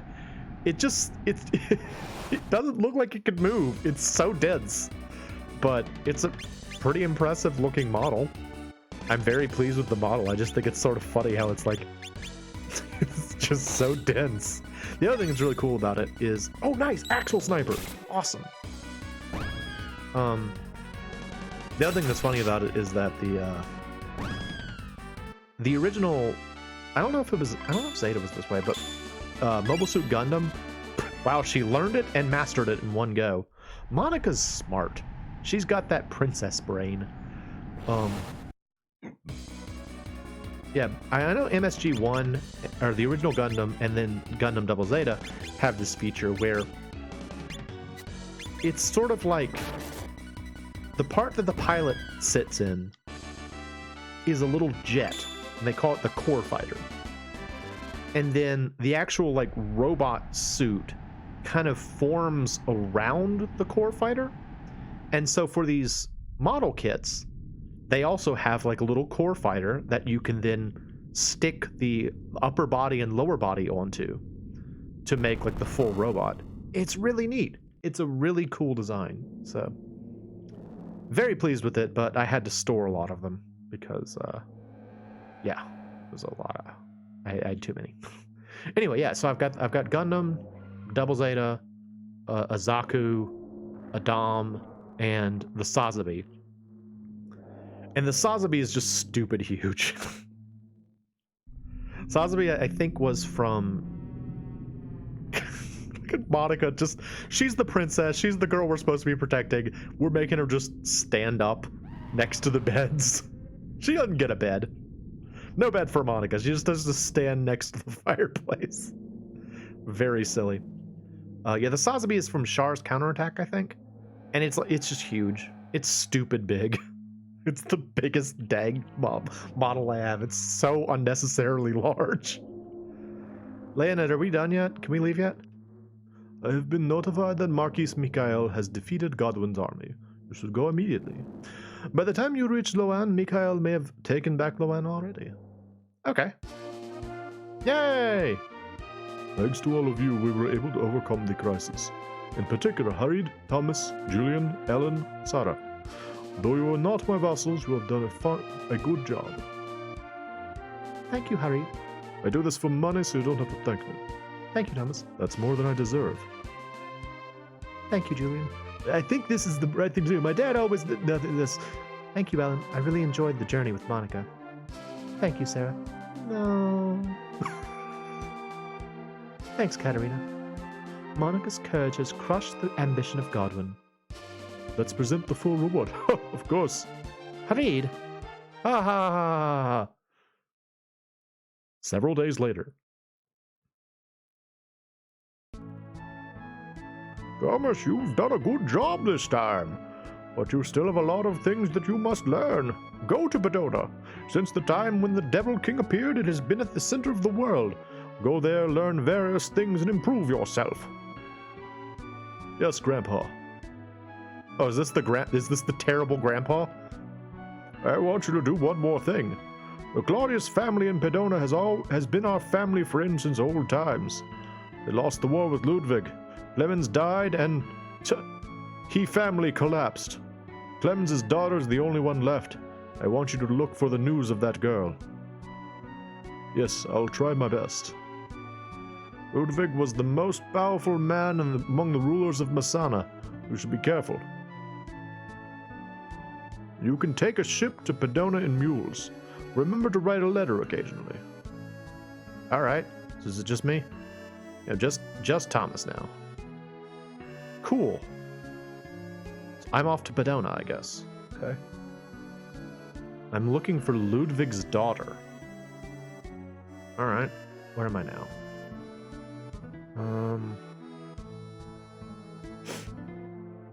Hello. Oh. Well.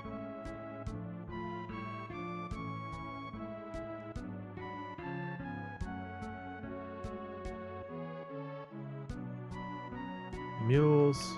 Alright, let's go to mules. Oh, wait, is Ludwig's daughter frickin' Milfiu? Do I have to get her in my party? I don't want her in my party, though.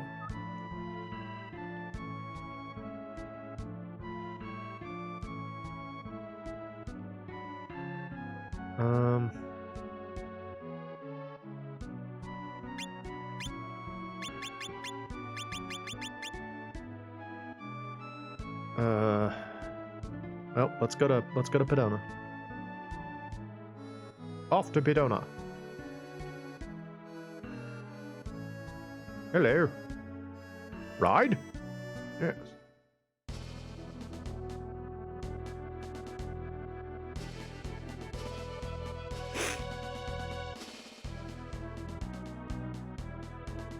Alright, so the question is now, should I... We're about an hour 30 in.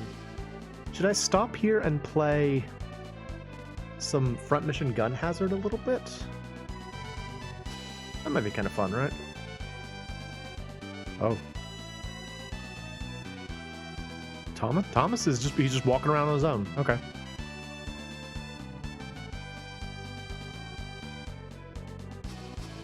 Dolphins, look! Neat! Look at them go!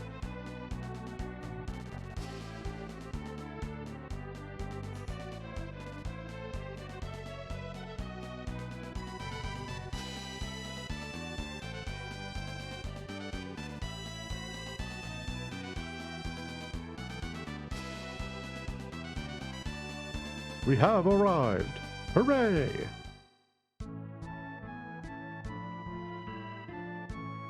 Mr. Thomas? I have been waiting. This way, please. Why am I walking so close to you? So close to him!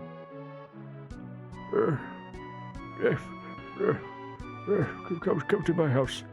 There's Milfiu. Welcome. Thomas, good to see you. Your grandfather is my grandfather's brother. In short, I'm your uncle. Think of this as your own home. Okay. I have a home. Hooray!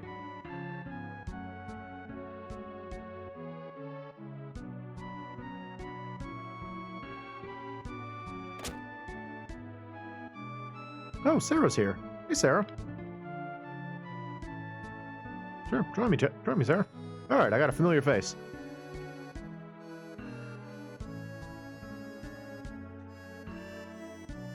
Okay, who's in here? That one. All right, so what am I supposed to be doing? Hello. Do you know anything about the Claudius family? You want to hear the details? Certainly. 15 years ago, about 1 year after the death of Eclipse, King Albert suddenly died without naming his successor. The generals in the kingdom have voted Messana to be the next king. Among them, General Clemens, who commanded the royal guards, disagreed and raised a war. After 10 years of war, he was close to getting the throne. However, Ludwig, the general of Liebrov, came and challenged Clemens. Leading his army, he battled Clemens on the land close to Bedona. Yeah? Ooh. Look at this. Oh. B-row church! I'm not doing this. This is just happening on its own.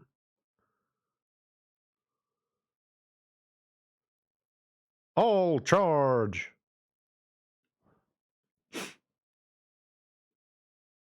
If so, this side also does all charge. Yeah? There's no sound during this. Okay. Run! Retreat! Gah! Commander escaped. Ludwig escaped. Report. Remains 1600. Breakthrough 500. This war was ended as Clemens' army won. Okay. But then, Clemens was assassinated by a member of the Divine Church. Clemens has been forbidding the activities of the church inside Pedona. This may be why he was assassinated. Ludwig was saved by his enemy's death. Defeating the royal guards, Pedona fell to his hands. To maintain his honorable image, Ludwig did not charge the Clemens family guilty. However, all the properties of the Clemens family were forfeited. Their servants are gone. I'm also worried about the Claudius family, but because of Ludwig, I can't go searching for them. Okay. If you want to find the Clemens family, go meet the man in pink at the pub. Oh, okay. Let's go check it out. There's Milfiu. Hey. What? This child is... Too bad, I don't have time to play with you. You can't escape because I caught you. If you want to play, go play with your friends. I don't have any friends. But I'm pretty busy. I'll follow you. All right. Your name is? My name is, Eclair. You got a strange name. Oh, she's Eclair in this version. Okay. I guess she just has different names based on different pastries. When I first encountered her, her name was Milfiu. Okay, so what can you do, Eclair? This is a teddy bear. Alright, using leather armor. Salve. Okay, well, I now have 2 young girls following me. Great. Where is the bar?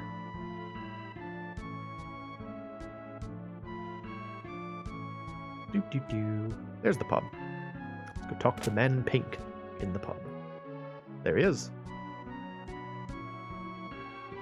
Do you know anything about the Clemens family? The daughter of the Clemens family.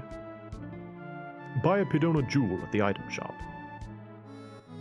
All right. This is kind of interesting. It's like a detective story. I must learn more.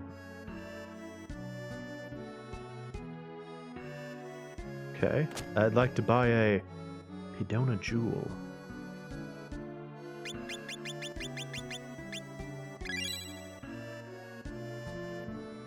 The daughter of the Claudius family. Go to the inn and say you want to stay for free. Alright. This is cool. I like this. Alright, I'm gonna stay for free. Hey there. I stay for free? I'd like to stay for free. I see. Here.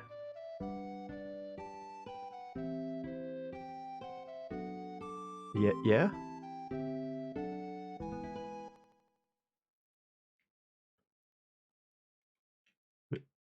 Yes? What? It's shut. I'm locked in.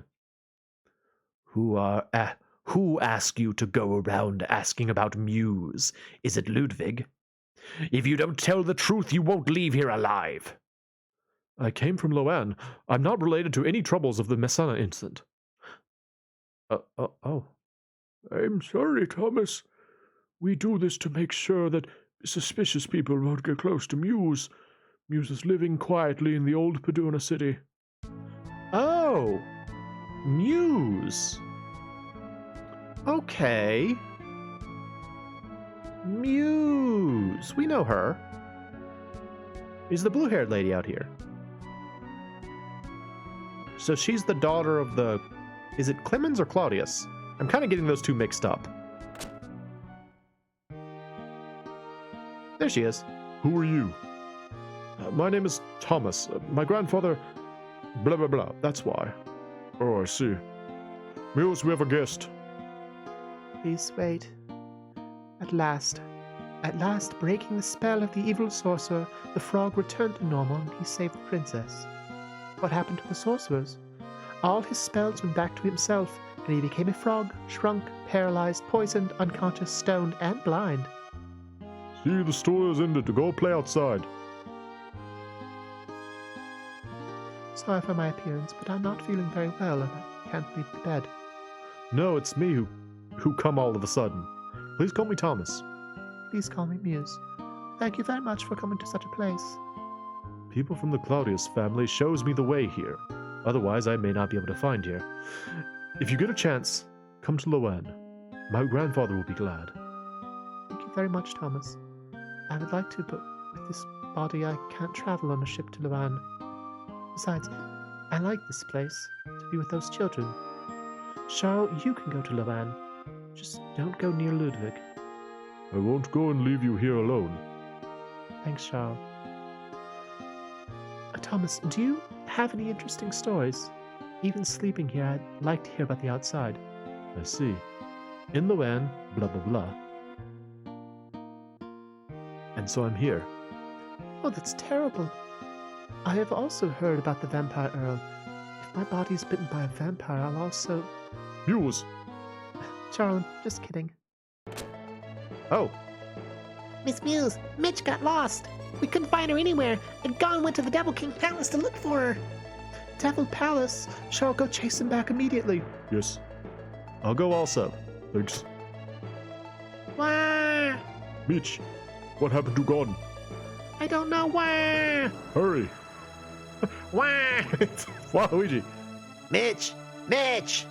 The Devil Palace was a haven for thieves and rogues, but now it is turned into a den of monsters. Mitch, answer me! No more hide-and-seek game! Also, currently the members of the Divine Church are searching for the hidden treasures in the palace. Ooh. Now I'm here.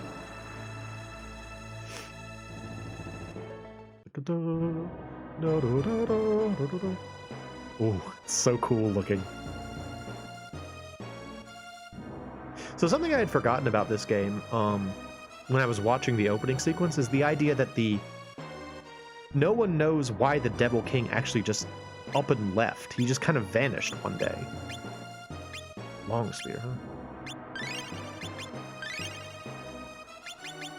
Do we have a formation that will work better? Battle shield, attack and defense well up. Numbers magic up. Battle shield.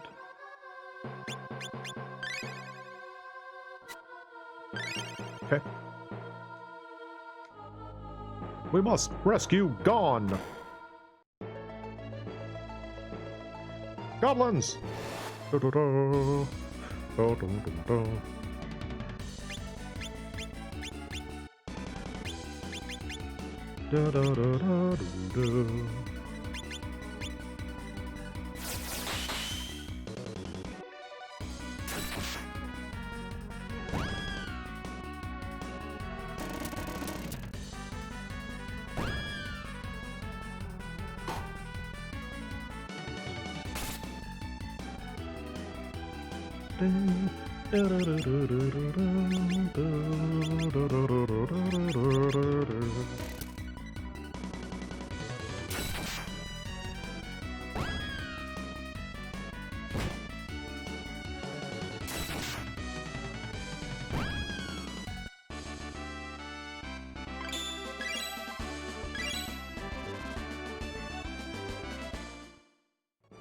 Alright, well, hang on.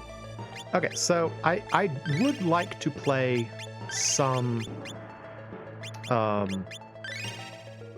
Promotion Gun Hazard. So I tell you what, we're gonna stop here with this for right now. I will put us on intermission, go grab myself another drink, and then we'll play some Front Mission Gun Hazard. So I will be back shortly.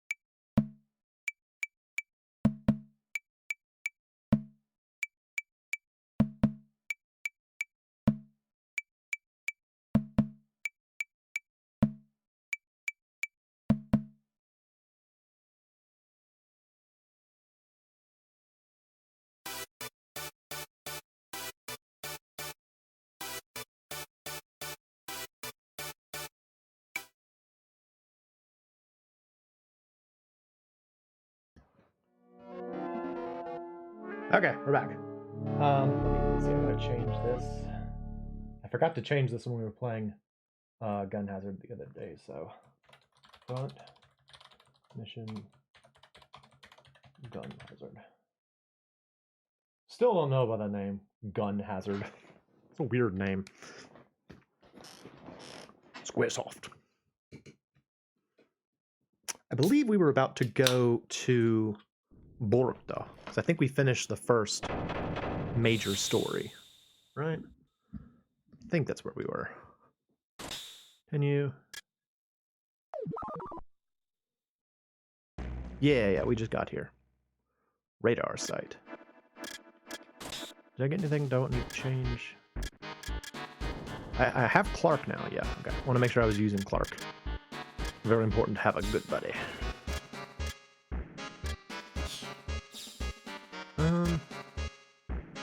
It's technically weaker, but it will be stronger in the long run, so... Yeah. Okay, cool. Launch!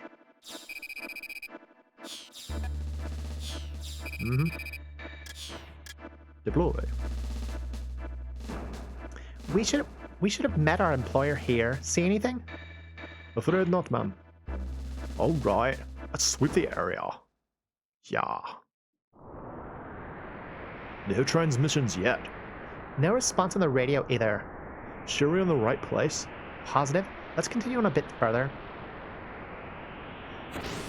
Whee! Alright. Sure.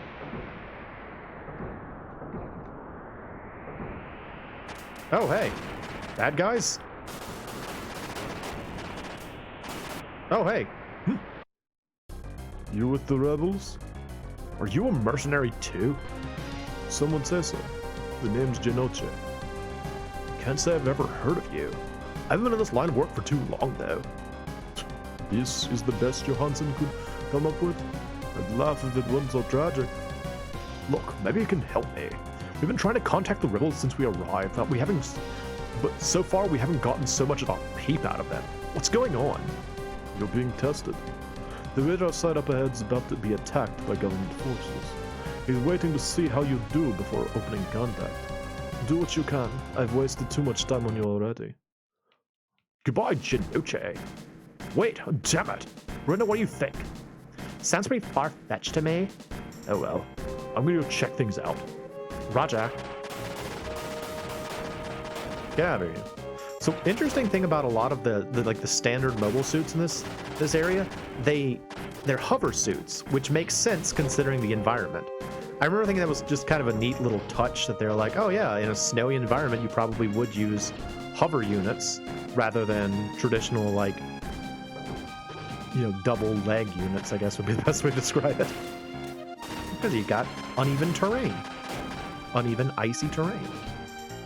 Just a cool little thing.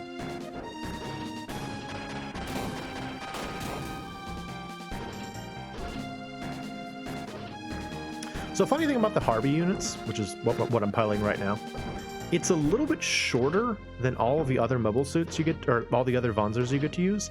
So like it can actually get into spots that other Vonzers cannot. It's not just a little thing, but it's kind of an interesting.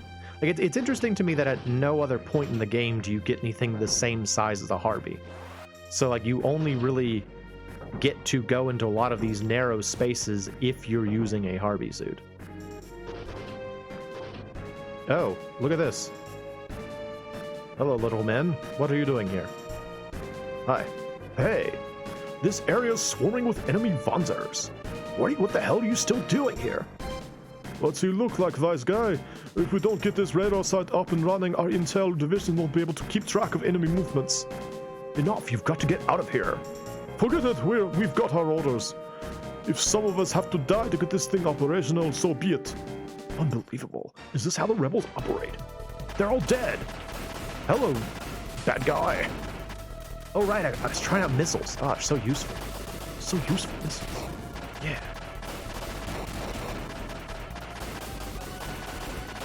Get out of here.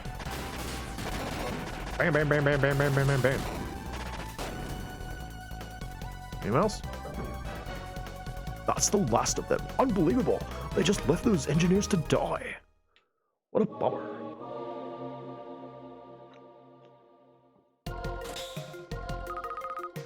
Cool.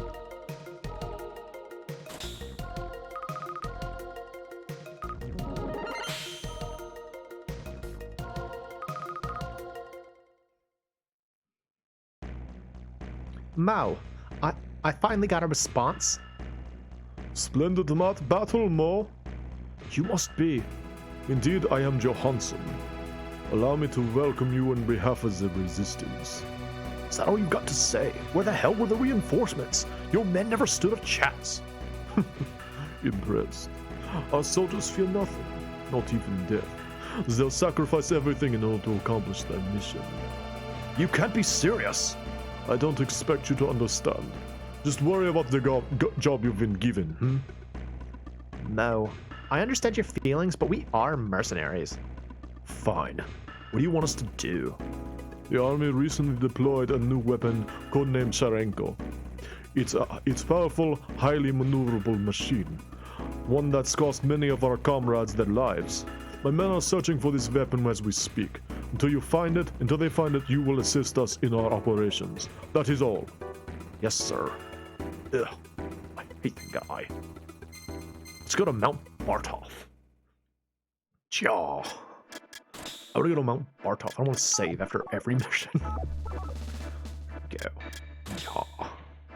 Resupply. So cool. Look at our silly little frog Vonzers down there just walking along.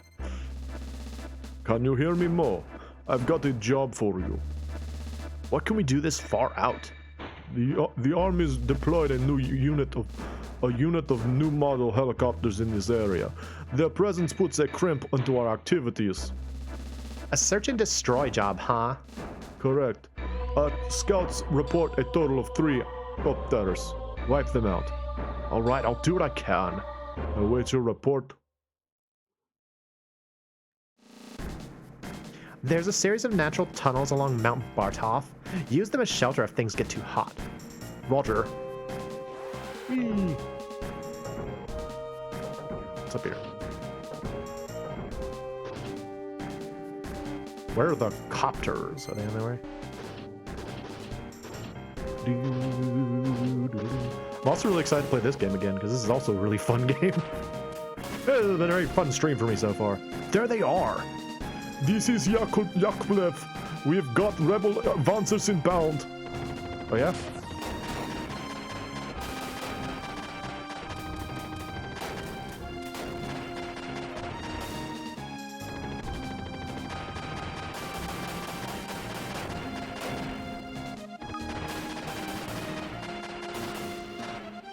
Clark, can you get in here with me? Instead of continuously getting yourself into danger? He's like, I'm sorry, sir. I thought that it would be better if I came out here into the danger area.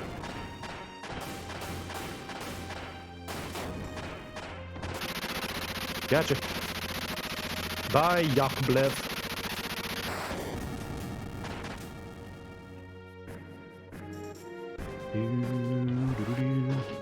These are really big caverns.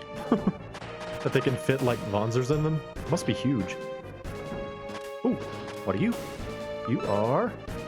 a napalm gun! Awesome! That's the first napalm gun we get.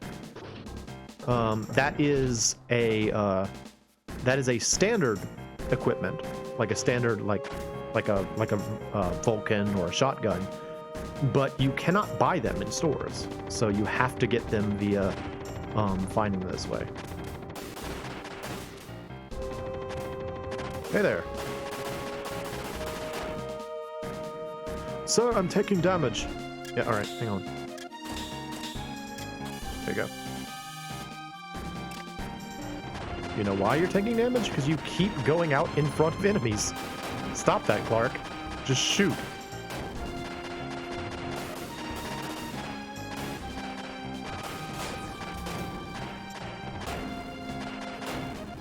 Clark, come on, man. You're better than this. He's like, I'm not, though. You brought me out here to train me, didn't you? Wasn't that the whole point? That I don't really know what I'm doing yet, sir?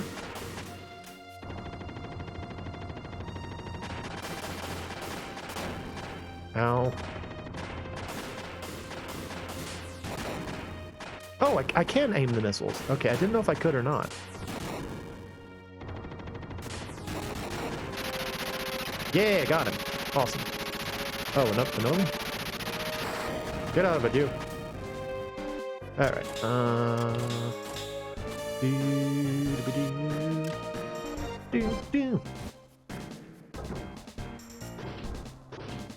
In my experience, though, oh gosh. In my experience, though, the napalm gun is not great.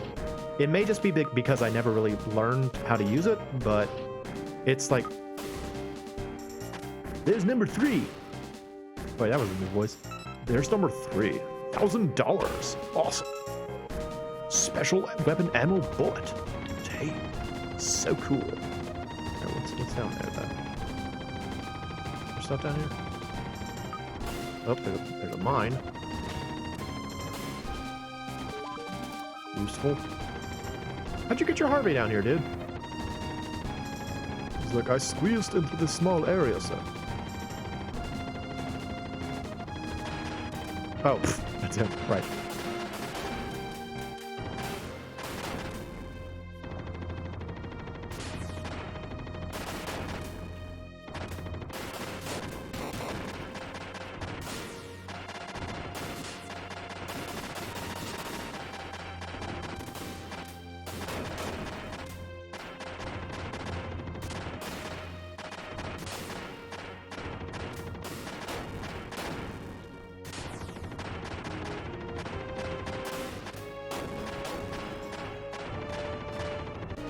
Oh jeez, he's about to explode again. They don't get any experience if they blow up, so you gotta make sure they stay alive.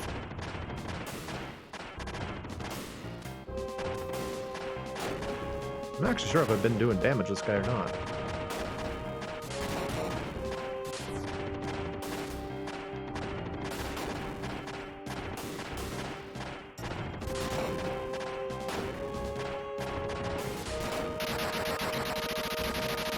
That's the last of them. Super cool. Good work. Need a pickup? Not yet. I want to look for more stuff. They've stashed a lot of goods in this area. I want the goods. I want to look around a bit. Roger. I got item, but I don't know what it was. Fortunately. I was busy talking at the time. Ow.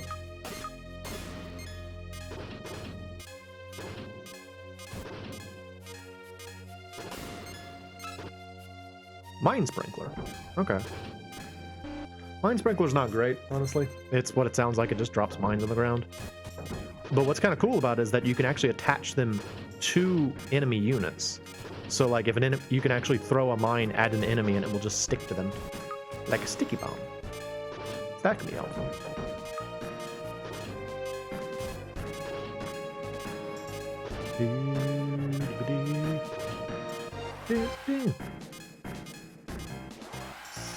Okay, get us out of here. Moe here. I'm on my way back. That should take care of things. Let's hope so.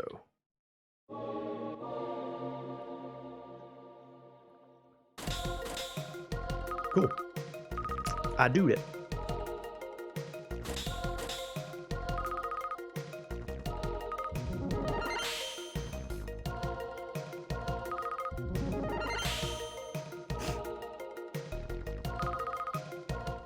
Oh, Missile Pod 2 is good. Want that.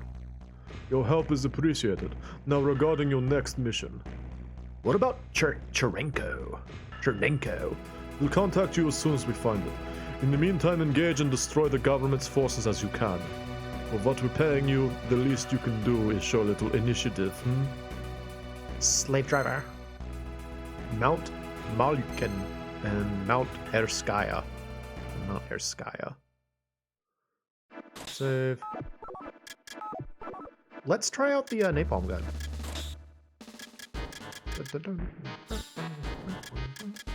Napalm gun. Has higher attack power, but a much lower magazine, unfortunately. Excuse me. Alright. Launch. Rocket launcher.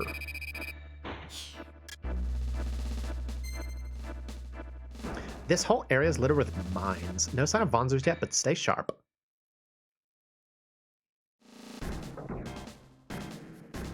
Oh, that's right. We have to fight a helicopter here. There's an attack helicopter headed your way. Stay sharp.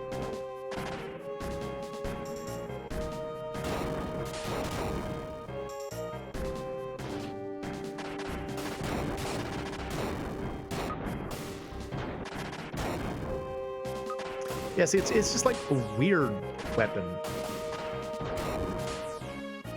It like just kind of fires this big fire bullet. The fun thing, when I first started trying to level up my side characters, I would continuously come to this stage because like at the time my Albert was like strong enough to easily dispatch both the helicopter and like any of like the various grunts that would show up here, and so I would just kind of come here and like get a lot of experience for my ally units. But at this point in the game, it's still pretty hard.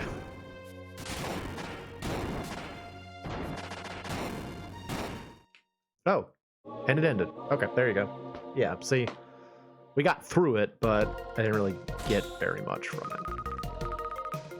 Not super helpful. Got 50 experience points, hooray. Super good. I thought this area was supposed to be under rebel control.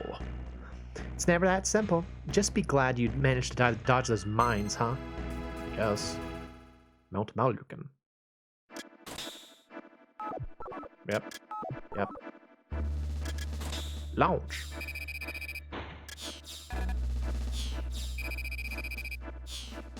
Deploy. Enemy units, let's check it out.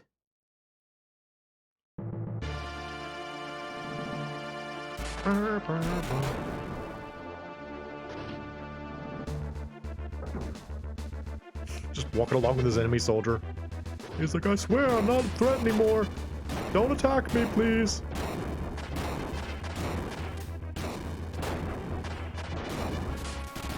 Yeah, see, that's kind of my complaint about the napalm gun. It's like, look how little damage it does. I don't know. It bounces around, which is kind of cool. I think it's supposed to be sort of like a basic flamethrower, despite the fact that you actually do get access to a flamethrower. I don't know, it's not that great. In general, I feel like none of the standard weapons are really any good except for the Vulcan.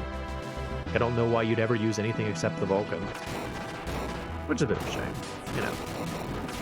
It's always a little frustrating when you, like, you know, you have a game that has, like, a lot of variety to the weapons, but none of them are good except for, like, one. It's the essence of dominant strategy where you're just sort of like, Why would you use anything except the good one? Why bother? Maybe we can get stronger. I don't really know.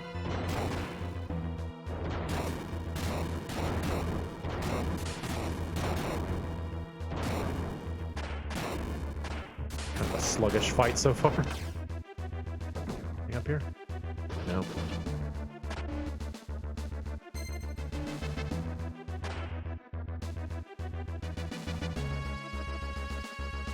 Clark, are you shooting at the bad guys, or you're just like running around? You're just kind of like flying all over the place. You should actually be helping me out, buddy. Look, I'm sorry, sir. I don't entirely know how to use this gun. What do you do with the trigger? I know that you're supposed to do something. You push the trigger, pull the trigger, something. Insert the trigger. It's like, oh boy. There's a reason Centric wasn't doing so well before I showed up.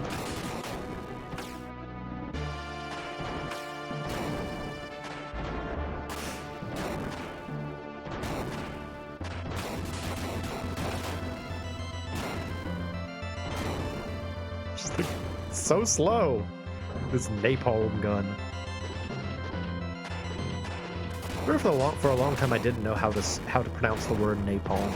I used to say napalm, because the first place I encountered the word napalm or napalm was in Twisted Metal 2. It's a fun game, by the way. If you've never played Twisted Metal 2, that is a really, really fun game. Kind of hard. It has a very difficult final boss. I don't know that I've ever actually beaten the final boss legit. Like there's like a that was back when games still had like button code cheats, you know, where you could like input a special code and it'd get you like a, you know, cool stuff. And there was a code that you could put in that would give you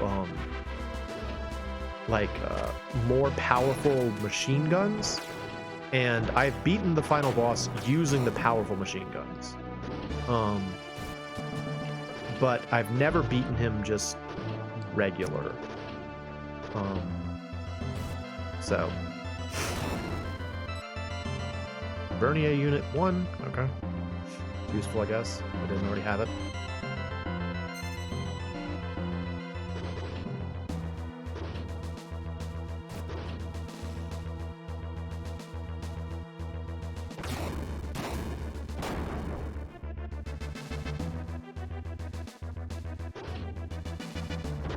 Oh, sorry, dude. Whenever I see a Vonzer just flying at me like that, I assume it's a bad thing. Nope, it was my buddy. It was Clark. He'll just assume I was testing him or something. It's fine. He won't question it. He'll be like, "Oh, you were testing me, sir." Yes. Like, yeah, I definitely was testing you and didn't just shoot on instinct. We cleared out this area? Looks like we have. Alright, we're done.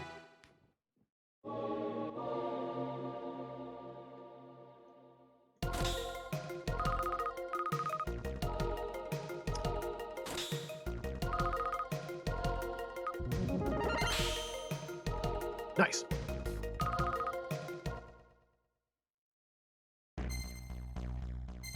Alright, well, that place was just completely pointless. Moving on to the Bekwa Bridge.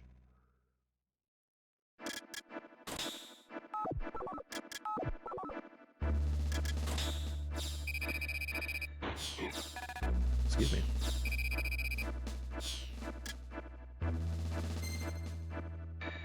The Rebel HQ should be just up ahead.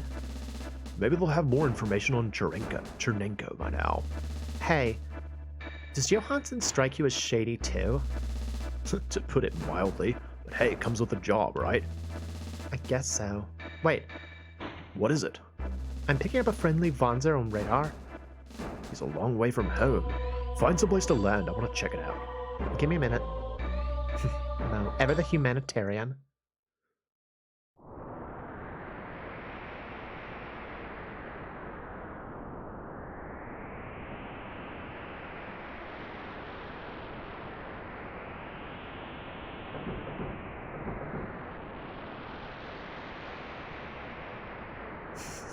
Clark, come back. Where are you going? Oh, hello. Are you with the rebels? What's wrong? What are you doing out here? My unit got caught in a army attack. I managed to escape because I was at the rear with the supply Panzer, but You should report back to base then. This area is still dangerous. you don't understand.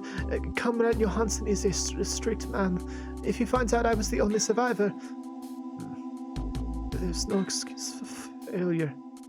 Look, the army's bound to find you if you stay out here much longer. Why don't you... Too late. I'm picking up enemy Panzers headed your way. Damn it! Get on your Wanzer! All right. This could get ugly. I'll keep them busy. Circle around and head back to base. No, I'll fight with you. My Panzer can repair your machine. Besides, I'd rather die a warrior than a coward. Understood. We'll make sure you die a coward. But if we make it through this, you're going back to base. Deal? Okay, deal. Okay, I got 2 buddies this time.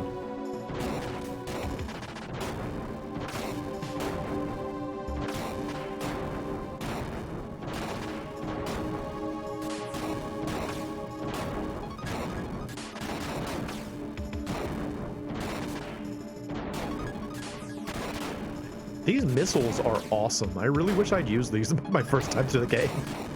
They're so helpful. Phew. Looks like we managed to drive them off. Thanks for all your help. My name's Emil. Oh goodness. Szynski? Szynski? Oh god, how am I going to explain this? Come on, cheer up. Remember your promise? Yeah, I'll inform Comrade Johansson when I get back. There we go. Actually, I'm planning on heading back to base myself. Maybe we'll see each other there. I'll see you later. Okay, goodbye. Where'd he go? Back to base. Let's make sure he's okay. Yeah.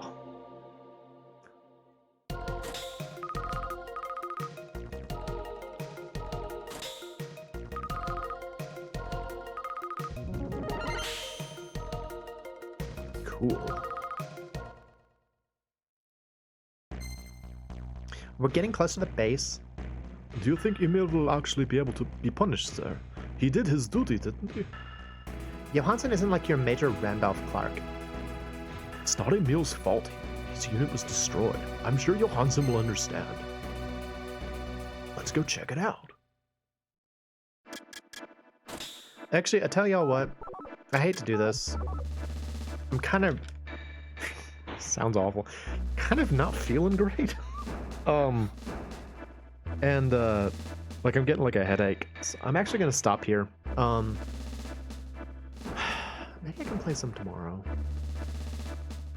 Like I wanted to finish the Borukta part, but I know it's gonna go on for a while longer, and I'm not gonna be much fun if I'm in discomfort. I'm going to stop here. Very unprofessional. But we're back on Romancing SaGa 3.